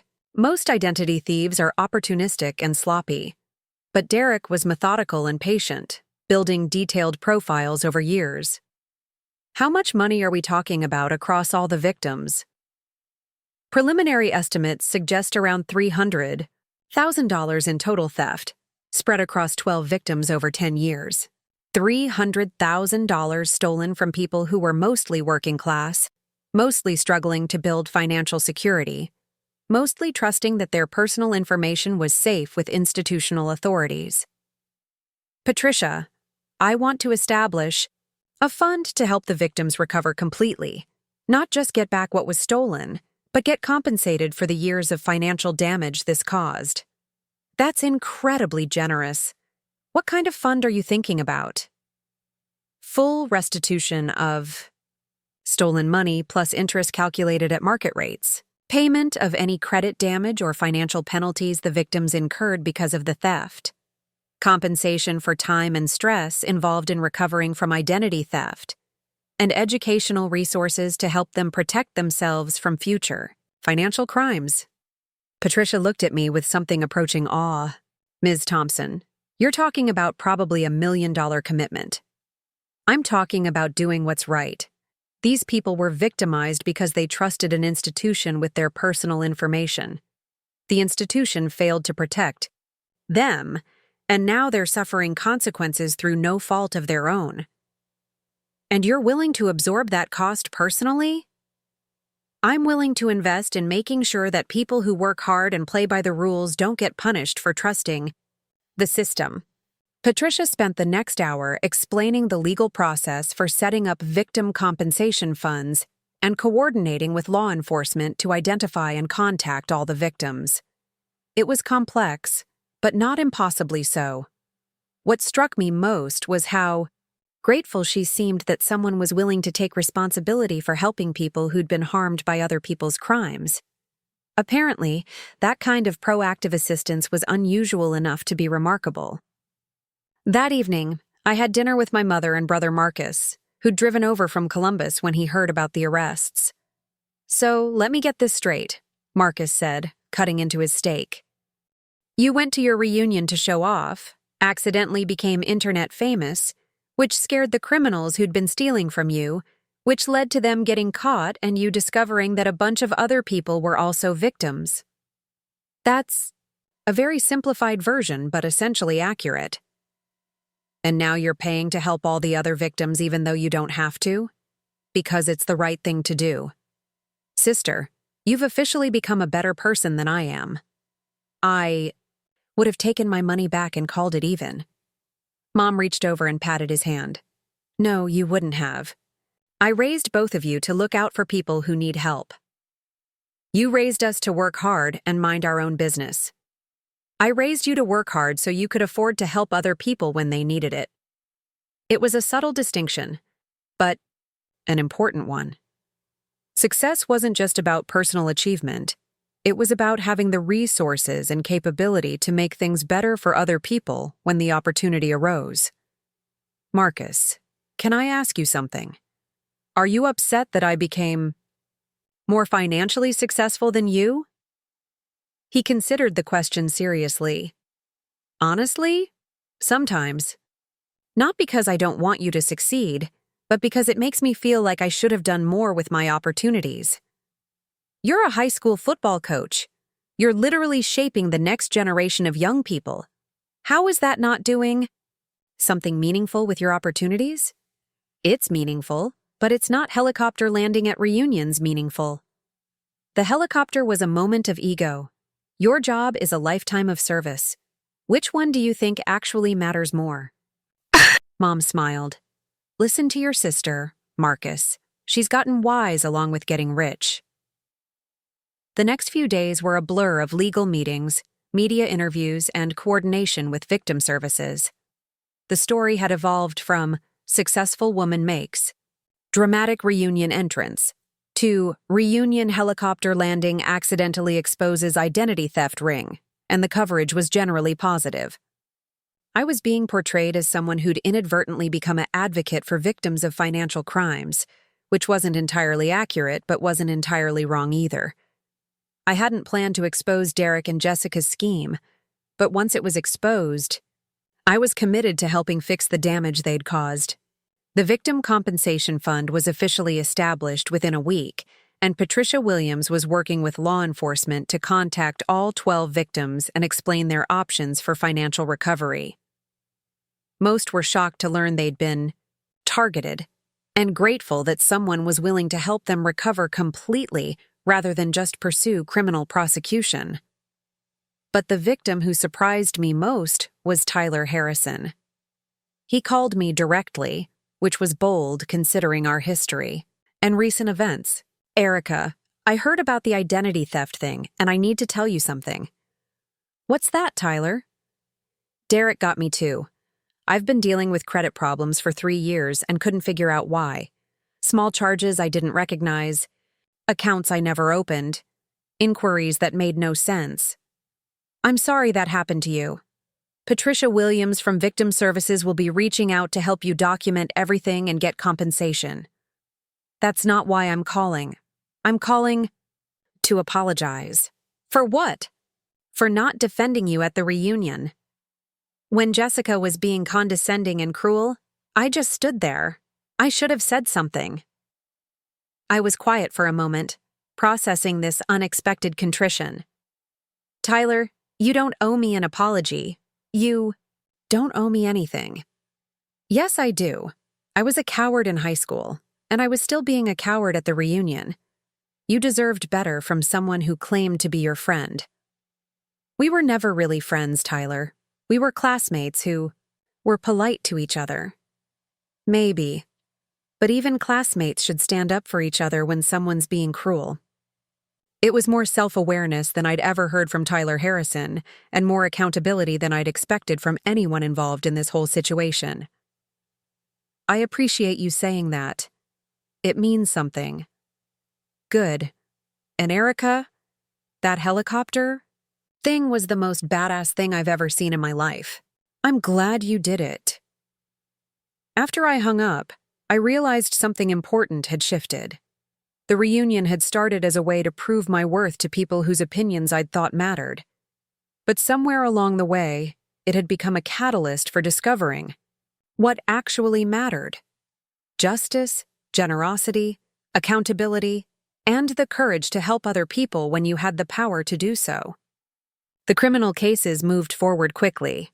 Derek Morrison pled guilty to federal charges of identity theft, wire fraud, and conspiracy, accepting a plea deal that would send him to prison for 12 years in exchange for his cooperation in identifying all the victims and returning stolen funds. Jessica Martinez was facing a more complex legal situation. Her lawyers were arguing that she'd been manipulated by Derek, that she hadn't understood the scope of the criminal enterprise, that her involvement was limited to sharing publicly available information about former classmates. The prosecutors weren't buying it. The email evidence showed that Jessica had known exactly what Derek was doing and had actively participated in target selection and victim profiling. She'd been a knowing and willing partner in a criminal conspiracy that had lasted for years. But what bothered me most wasn't the legal wrangling or the media attention, or even the financial theft. It was the realization that Jessica Martinez had spent years of her life focused on me. While I'd been building a company and creating something meaningful, she'd been tracking my progress like a stalker, looking for ways to undermine or profit from my success. It was pathetic and disturbing in equal measure. 2 weeks later, I got a call that surprised me. It was from Jessica herself, calling from the county jail where she was being held pending trial. Erika, I need to talk to you. I don't think that's a good idea, Jessica. You should be talking to your lawyer, not to me. Please, just 5 minutes, I need to explain. Against my better judgment, I agreed to take the call. I never meant for it to go this far, she began, her voice small and strained. It started as just sharing information. Derek said he was doing research on former classmates and I thought it was harmless. Jessica, I've seen the emails. You knew exactly what he was doing. I knew he was using people's information, but I didn't think about what that really meant. I didn't think about how it would affect real people's lives. You thought about it enough to track my career progression for 4 years. You thought about it enough to coordinate with Derek about when to escalate the theft based on my income increases. There was a long pause. I was jealous, she said finally. Not just of your success, but of how easy you made it look. You left town, built a company, became this successful entrepreneur, and you never looked back. You never seemed to struggle or doubt yourself or need anyone's approval. Jessica, I struggled constantly. I doubted myself every day. I just didn't do it publicly. I know that now, but at the time, watching your career take off while I was stuck in the same town doing the same things, it felt unfair, like you'd gotten something I deserved. So you decided to steal from me? I decided to take back what I thought should have been mine, which was stupid and wrong and cruel, and I'm sorry. I sat with that apology for a moment. It wasn't enough to undo the damage or excuse the crime, but it was more honest than anything Jessica had ever said to me. Jessica, can I ask you something? What did you think would happen? Did you think you'd never get caught? I thought you'd never be successful enough for anyone to pay attention. I thought you'd stay in Colorado working for some tech company, making decent money but nothing. Spectacular. I never imagined you'd build something big enough to make national news. So you bet against me. I bet against everyone from Millbrook. I thought we were all destined to be small-town people with small-town lives. When you proved me wrong, instead of being happy for you or inspired by you, I got angry and decided to destroy other people's financial security because you were angry about being wrong. Yes, which makes me a terrible person. I couldn't argue with that assessment. Jessica, I hope you get the help you need to understand why you made these choices, and I hope the other victims can recover from the damage you and Derek caused. Erika, can I ask you something? If I hadn't done this, if we'd just seen each other at the reunion and that was it, do you think we could have been friends as adults? It was a strange question from someone who'd spent years systematically stealing from me. I don't know, Jessica. I really don't know. After I hung up, I realized that was the most honest answer I could give. The person I'd known in high school had been shallow and cruel, but not criminal. The person who'd tracked my career to coordinate identity theft was someone I'd never really known at all. Maybe people could change and grow and become better versions of themselves. Or maybe some people just got better at hiding who they really were. I wasn't sure it mattered anymore. What mattered was that the other victims were getting the help they needed, that Derek and Jessica were facing consequences for their actions, and that a decade-long criminal conspiracy had been accidentally exposed by a moment of personal drama that had gotten out of hand. Sometimes justice comes from careful investigation and patient law enforcement work. Sometimes it comes from helicopters landing at high school reunions and scaring criminals into making stupid mistakes. Either way, justice was being served, and that was enough for me. The compensation fund was fully distributed within a month. Every victim received complete restitution plus damages, and several used the money to pursue educational opportunities they'd previously thought were financially impossible. Derek Morrison's target selection had inadvertently identified a group of ambitious, hard-working people who'd been held back by financial constraints, and now they had the resources to move forward. It was the kind of unintended positive outcome that made me think maybe the helicopter landing had been worth all the chaos it had caused. 3 months later, I was back in Denver, focusing on the Singapore expansion and trying to return to some semblance of normal business operations. The media attention had died down, the criminal cases were proceeding through the courts, and life was settling into a new routine. But I was different now. Not just because of the reunion or the identity theft or the sudden fame, but because I'd learned something important about the relationship between success and responsibility. Having the power to help other people wasn't just an opportunity, it was an obligation. The scholarship fund I'd established was already supporting 5 students from Lincoln High School who wanted to study computer science but couldn't afford college. The Victim Compensation Fund had helped 12 people recover from years of financial theft and abuse. And somewhere in West Virginia, a young software engineer named Sarah Chen was building her career with a little more confidence because someone had reminded her that success isn't about proving other people wrong.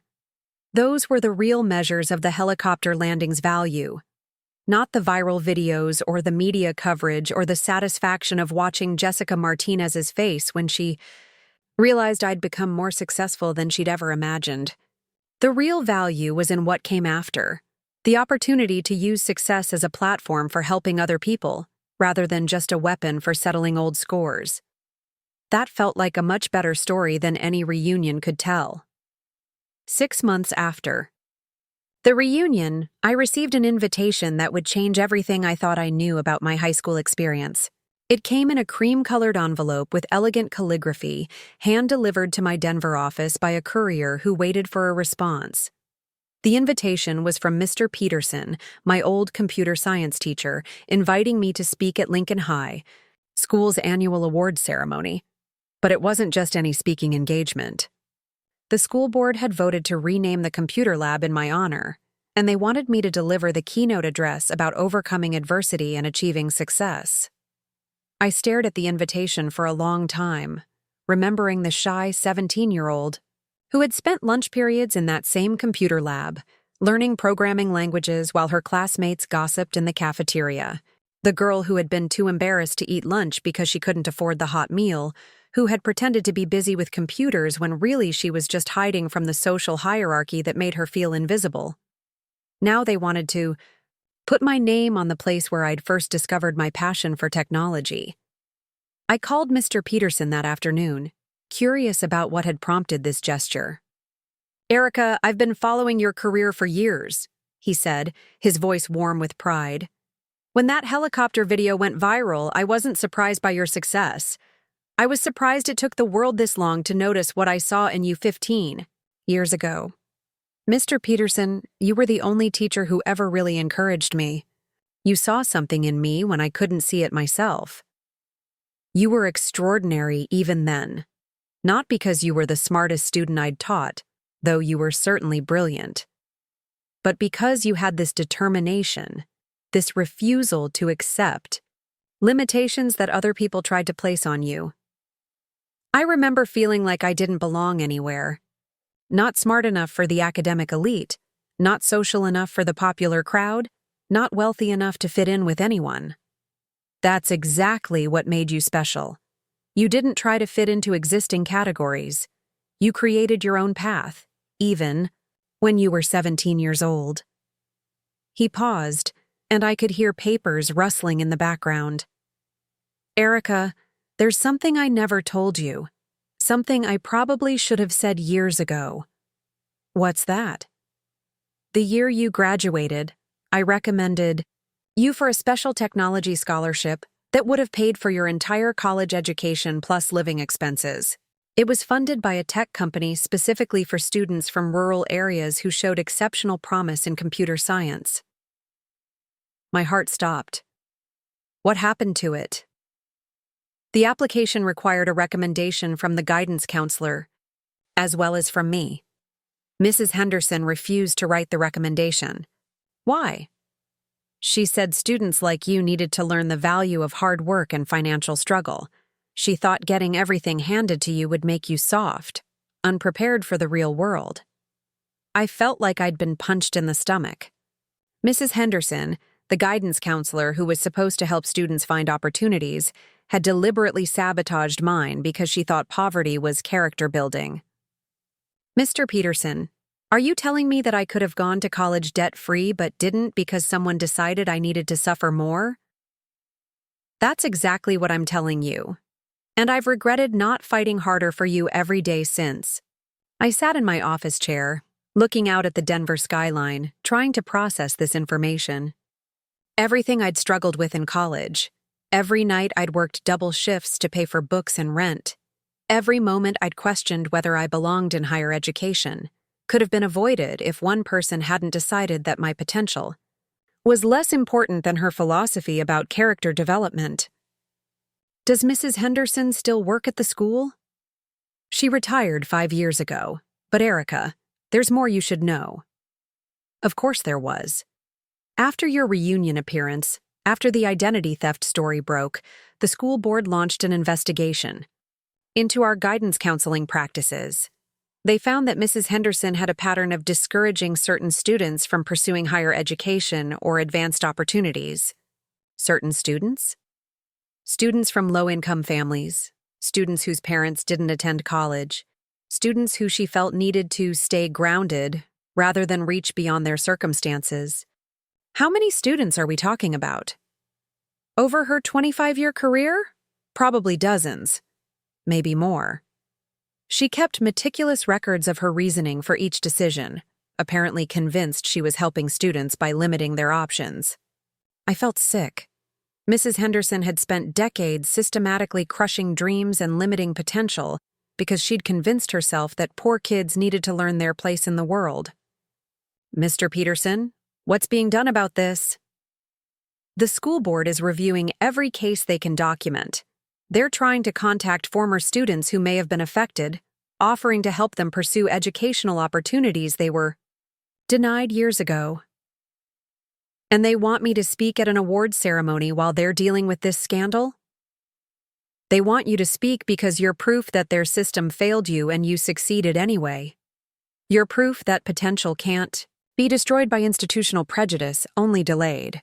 That evening, I called my mother to tell her about the invitation and what I'd learned about Mrs. Henderson. That woman, Mom said, her voice tight with anger. I never liked her. She always made me feel like I was somehow failing you by not being able to afford college preparation courses and application fees. Did you ever suspect she was actively working against me? I suspected she didn't think much of our family. But I never imagined she would sabotage your opportunities. If I had known. What would you have done? I would have raised hell until someone listened. I would have gone to the principal, the school board, the newspaper if necessary. No one had the right to limit your future based on our financial situation. It was strange to think about how different my life might have been if I'd received that scholarship. I would have graduated from college debt-free, started my career earlier, built my company with fewer financial constraints. I might have achieved even more, reached even greater heights. But then again, maybe the struggle had been necessary. Maybe the years of working multiple jobs while going to school had taught me lessons about persistence and resourcefulness that I wouldn't have learned otherwise. Maybe Mrs. Henderson's sabotage had inadvertently made me stronger. Or maybe that was just what I needed to tell myself to make sense of the injustice. I spent the next week deciding whether to accept the speaking invitation. Part of me wanted to decline, to stay in Denver and focus on my business without getting pulled back into the drama of my high school experience. But another part of me knew that this was an opportunity to speak directly to students who might be facing the same prejudices and limitations I'd encountered. I called Mr. Peterson back and accepted the invitation, with one condition. I wanted to meet privately with current students before the ceremony, particularly those who were being discouraged from pursuing higher education or advanced opportunities. That can be arranged, he said. In fact, I think it's exactly what some of our students need to hear. The ceremony was scheduled for early May, which gave me 6 weeks to prepare a speech that would be meaningful for the students without being vindictive toward the institution. I wanted to inspire the kids who felt overlooked or undervalued, without destroying their faith in the system they still had to navigate. Meanwhile, the legal proceedings against Derek Morrison and Jessica Martinez were reaching their conclusion. Derek had been sentenced to 12 years in federal prison and ordered to pay full restitution to all victims. Jessica's trial was scheduled for June, and her lawyers were still trying to negotiate a plea deal that would keep her out of prison. I wasn't particularly interested in the outcome of Jessica's case. She would face whatever consequences the justice system deemed appropriate, and I would move forward with my life regardless. But Derek's sentencing had provided closure for the other victims, and that mattered more than any personal satisfaction I might derive from watching Jessica suffer. 3 weeks before the ceremony, I received an unexpected phone call from Linda Morrison, Derek's mother. "Ms. Thompson, I hope you don't mind me calling. I got your number from the Victim Services Coordinator." "What can I do for you, Mrs. Morrison?" "I wanted to apologize for what my son did to you and the other people he hurt. I know an apology can't undo the damage, but I needed you to know that his family is horrified by his actions." I was quiet for a moment, unsure how to respond. To the mother of someone who had systematically stolen from me for years. "Mrs. Morrison, I appreciate you calling. This couldn't be easy for you." "It's not. Derek was always a bright boy, but he had this chip on his shoulder about not getting into college. He blamed everyone else for his failures instead of taking responsibility for his choices." "Did you know what he was doing?" "Not until he was arrested. If I had known, I would have stopped it immediately. I would have made him turn himself in." "What will you do now?" "I'm selling everything I own to help pay restitution to his victims. It won't cover everything, but it's what I can do." Derek destroyed so many lives, and I feel responsible for not raising him better. Mrs. Morrison was paying the price for her son's crimes, even though she hadn't participated in them. It was another layer of tragedy in a story that had already hurt too many people. "Mrs. Morrison, the victims are being taken care of.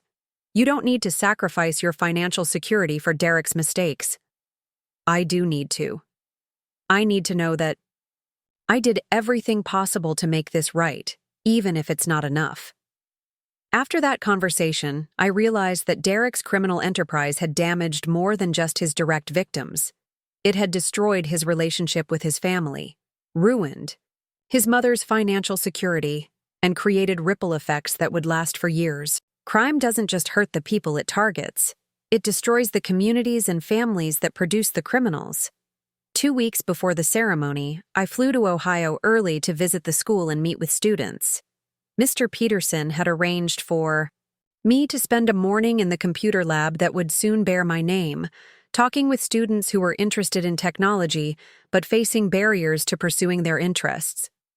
Walking through the halls of Lincoln High School felt surreal. The building looked smaller than I remembered, the lockers more cramped, the classrooms more outdated. But the energy was the same. Hundreds of teenagers trying to figure out who they were and where they belonged in the world. The computer lab had been updated since my time there, with newer equipment and better software. But it was still recognizably the place where I'd first fallen in love with programming. A dozen students were waiting for me, ranging from freshmen to seniors, all of them curious about technology but uncertain about their futures.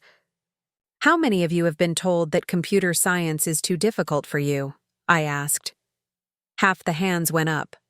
"How many have been told that technology careers aren't realistic for people from Millbrook?" More hands went up. "How many have been told to choose something more practical, more stable, more suited to your background?" Nearly every hand was raised. I spent the next 2 hours talking with these students about their interests, their concerns, and their dreams. Many of them were facing the same discouragement I'd encountered, being steered toward practical career paths that would keep them in Millbrook, rather than encouraged to pursue opportunities that might take them elsewhere. One student, a junior, named Maria Santos, was particularly passionate about artificial intelligence, but had been told by her guidance counselor that she should focus on becoming a medical technician instead. "He says AI is too theoretical for someone like me," Maria explained. "He thinks I should choose something with guaranteed local employment." "Someone like you, meaning what, exactly?" "Someone whose parents didn't go to college. Someone who should be grateful for steady work rather than reaching for something unrealistic." It was Mrs. Henderson all over again, a new generation of guidance counselors who thought their job was to manage expectations rather than expand possibilities. "Maria, let me tell you something about artificial intelligence. It's not theoretical anymore. It's the foundation of the future economy. Companies are desperate for people who understand AI development, and they're willing to pay extremely well for that expertise. But what if I'm not smart enough? You're smart enough. The question is whether you're determined enough to keep learning when it gets difficult and stubborn enough to ignore people who tell you to aim lower." I spent individual time with each student, learning about their interests and the obstacles they were facing. Several were being actively discouraged from applying to four-year colleges. Others were being steered toward community college programs that would keep them local rather than universities that might offer better opportunities. The pattern was clear and infuriating. These students were being systematically limited not because they lacked potential, but because institutional prejudice assumed they should be grateful for modest opportunities rather than encouraged to pursue extraordinary ones. That afternoon, I met with the current guidance counseling staff to discuss their approach to advising students about higher education and career planning. "We try to be realistic about our students' prospects," explained Mrs. Campbell, the head counselor. "Not everyone is suited for university education, and we don't want to set up false expectations. How do you determine who is suited for university education? Academic performance, family background, financial resources. Students from families without college experience often struggle with the transition to higher education. So you discourage them from trying? We encourage them to consider alternatives that might be more appropriate for their circumstances." I recognized the language from my own high school experience, the careful phrasing that made discrimination sound like caring guidance. "Mrs. Campbell, can I share something with you? When I was a student here, Mrs. Henderson refused to recommend me for a full scholarship to study computer science because she thought I needed to learn the value of struggle. I'm sure she had her reasons. Her reason was prejudice. She assumed that students from poor families needed to stay poor to build character. How is that different from what you're doing now?" Mrs. Campbell became defensive. "We're not trying to keep anyone poor. We're trying to help students make realistic choices based on their actual circumstances. Their actual circumstances include potential and intelligence and determination. Why aren't those factored into your realistic assessments?" The conversation continued for another hour, but it was clear that the fundamental philosophy hadn't changed. The guidance counseling staff still saw their role as managing expectations rather than expanding possibilities, still assumed that background determined potential, still believed that some students needed to be protected from their own ambitions. That evening, I had dinner with Mr. Peterson and shared my frustration about the conversation with the counseling staff. "They mean well," he said diplomatically, "but they're products of the same system that failed you. They've been trained to see limitations rather than possibilities. How do we change that? One student at a time, one success story at a time. By proving that potential can't be predicted by zip code or family income. That's not fast enough. There are students right now who are being discouraged from pursuing opportunities because someone else thinks they're reaching too high. What do you want to do about it?" That was the question I'd been wrestling with since my conversation with Maria Santos and the other students. What could I do to change a system that was still failing kids the way it had failed me? I want to create something that bypasses the system entirely. A program that identifies talented students regardless of their background and provides them with the resources and support they need to pursue their goals. That sounds expensive. I can afford expensive, What I can't afford is knowing that there are students out there facing the same discouragement I faced and doing nothing about it. Over the next week, I worked with education consultants and program designers to develop a comprehensive plan for identifying and supporting underserved students with potential in STEM fields. The program would provide academic support, financial assistance, mentorship, and advocacy to help students navigate the barriers that kept them from pursuing their interests. But more importantly, it would bypass traditional gatekeepers like guidance counselors who might limit students based on prejudicial assumptions about their backgrounds or potential. I called it the Thompson Foundation for Educational Excellence, and I committed $10 million to fund its first 5 years of operation. The night before the awards ceremony, I finalized my speech. I wanted to inspire the students without attacking the institution, challenge the system without destroying hope, and demonstrate that success was possible even when others tried to limit your potential. But mostly, I wanted to make sure that no student left that auditorium believing that their dreams were too big, or their background was too humble to achieve extraordinary things. The morning of the ceremony, I walked through the computer lab one more time before it was officially renamed. A plaque had been installed near the entrance. The Erika Thompson Technology Center, where dreams become code.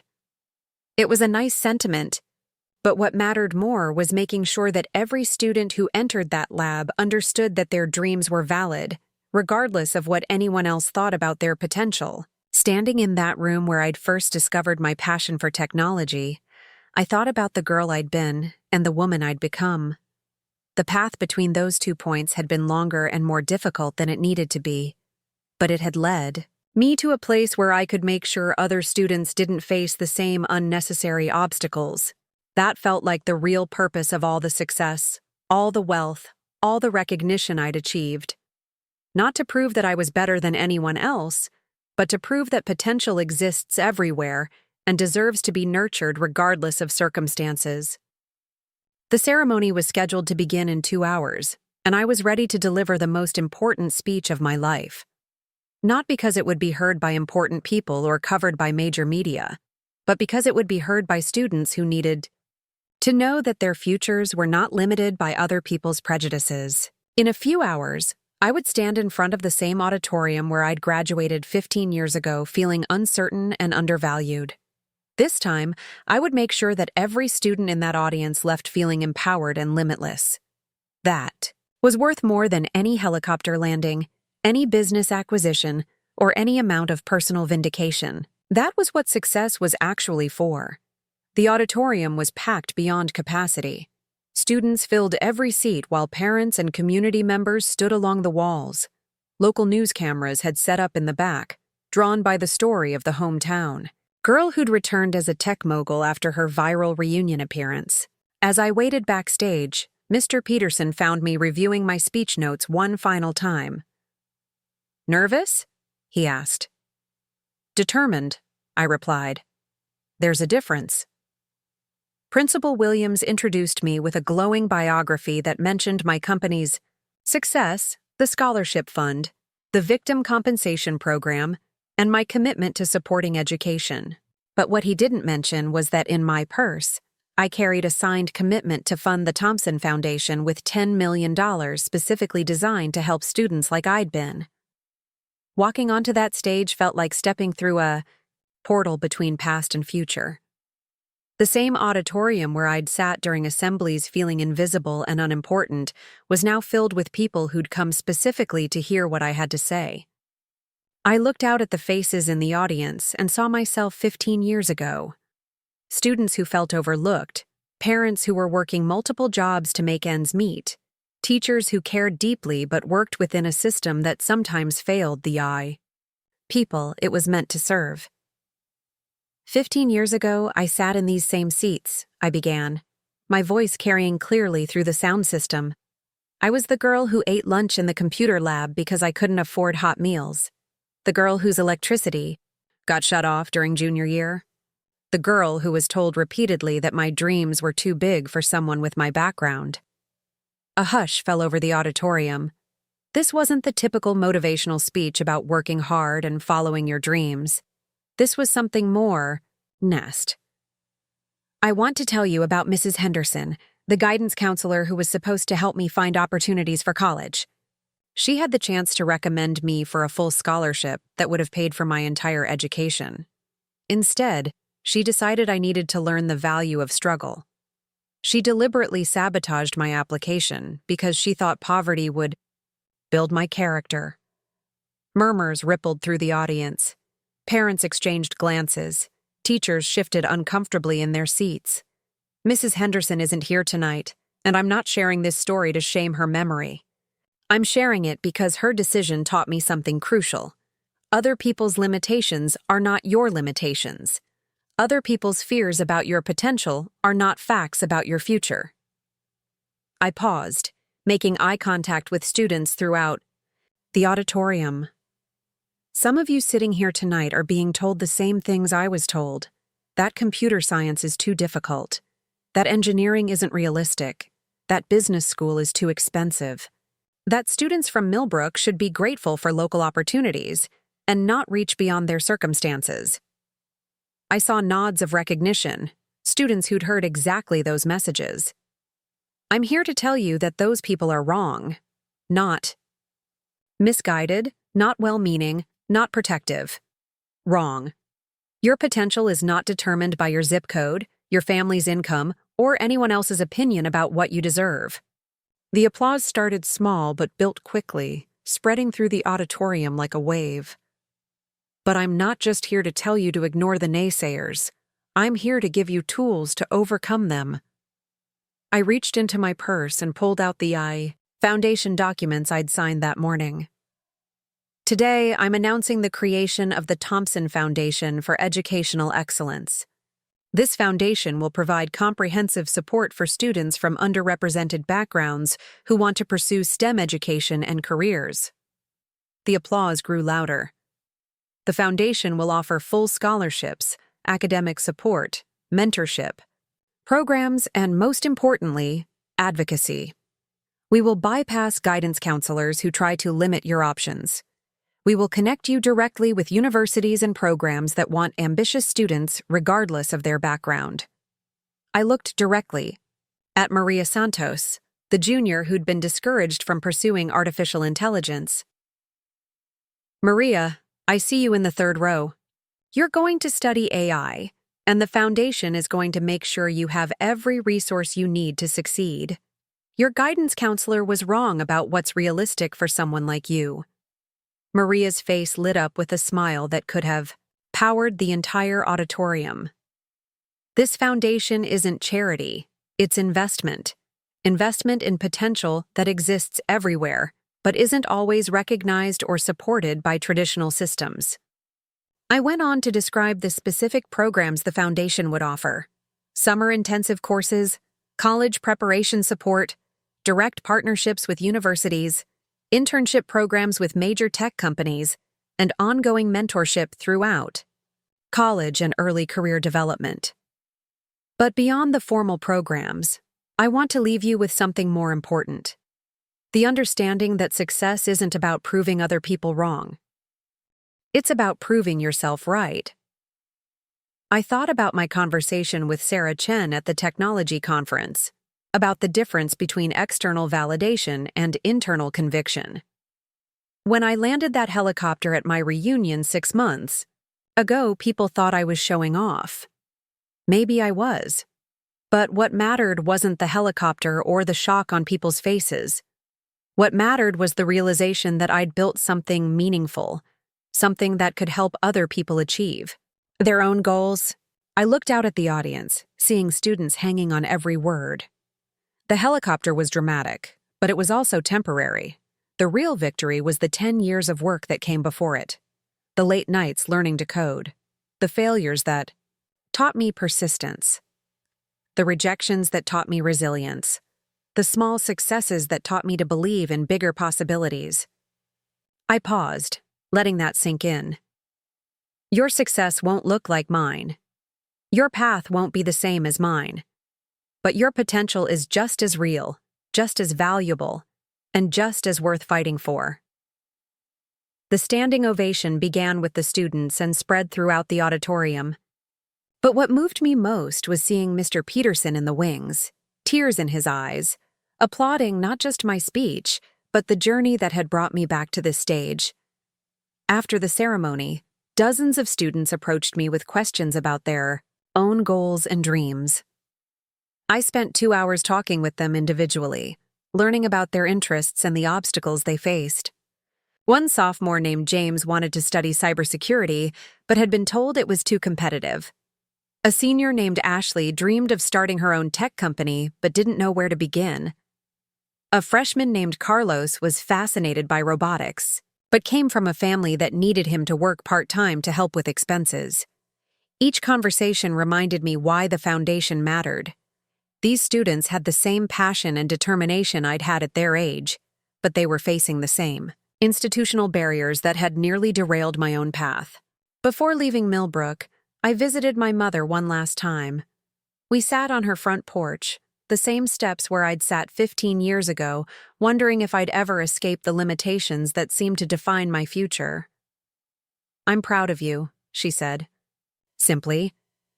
Not because of the money or the company or the helicopter, because you remembered where you came from and decided to help other people get where you've gone. "Mom, do you think Dad would have been proud too?" She considered the question carefully. My father had left when financial pressure became unbearable, abandoning our family when we needed him most. I'd spent years angry about his departure, but success had given me perspective on how financial stress could break people who weren't equipped to handle it. "Your father was a good man who made a bad choice when he felt overwhelmed. He would have been amazed by what you've accomplished, and probably ashamed that he wasn't strong enough to stay and watch you become this person."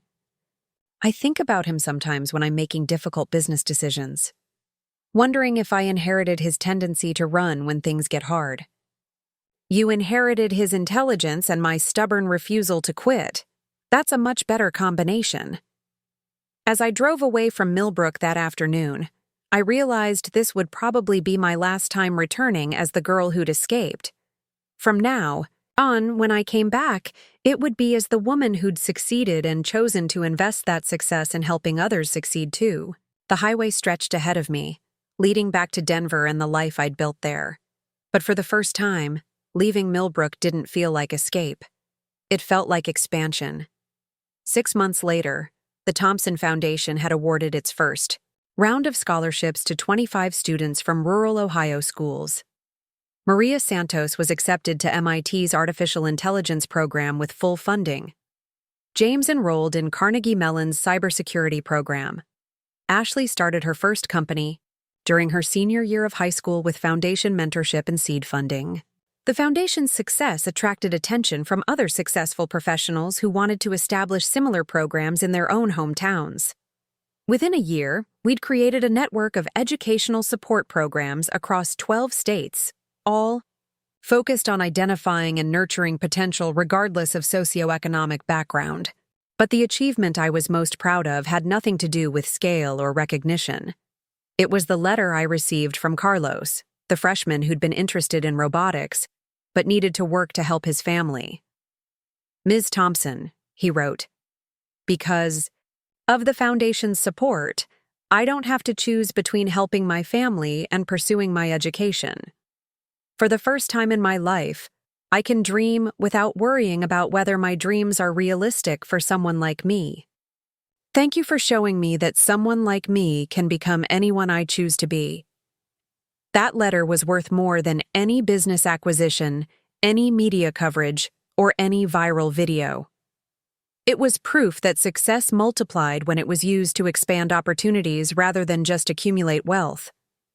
3 years after the reunion, I was invited to speak at a national education conference about innovative approaches to identifying and supporting underrepresented students in STEM fields.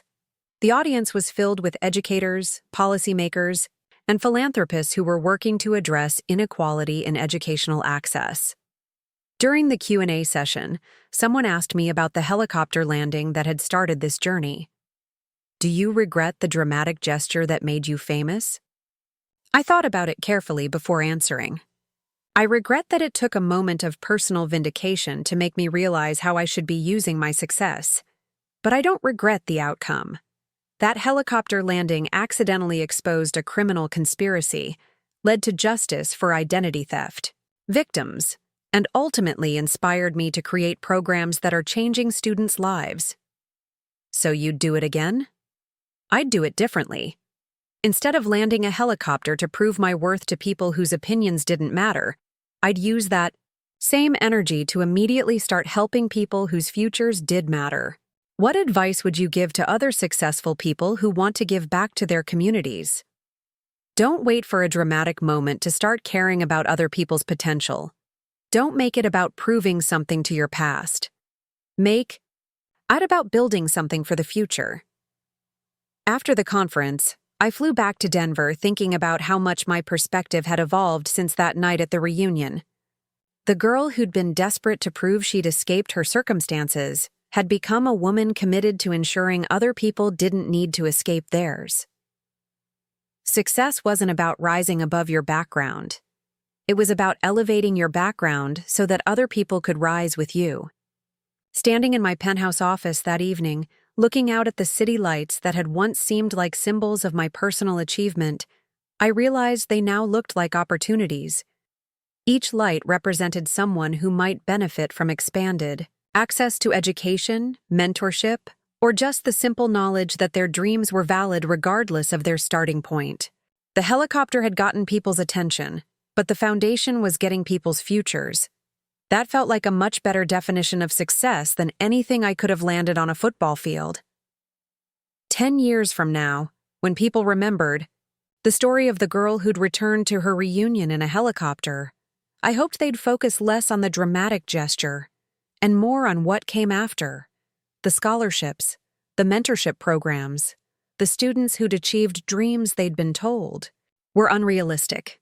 That would be the real victory. Not proving that I'd escaped my past, but proving that I'd used my past to build a better future for people who reminded me of who I used to be. The broken girl from Maple Street was finally completely gone.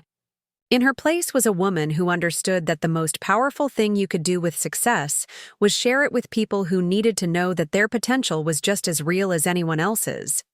And that was a story worth telling. Helicopter, or no helicopter. Up next, you've got 2 more standout stories right on your screen. If this one hit the mark, you won't want to pass these up. Just click and check them out.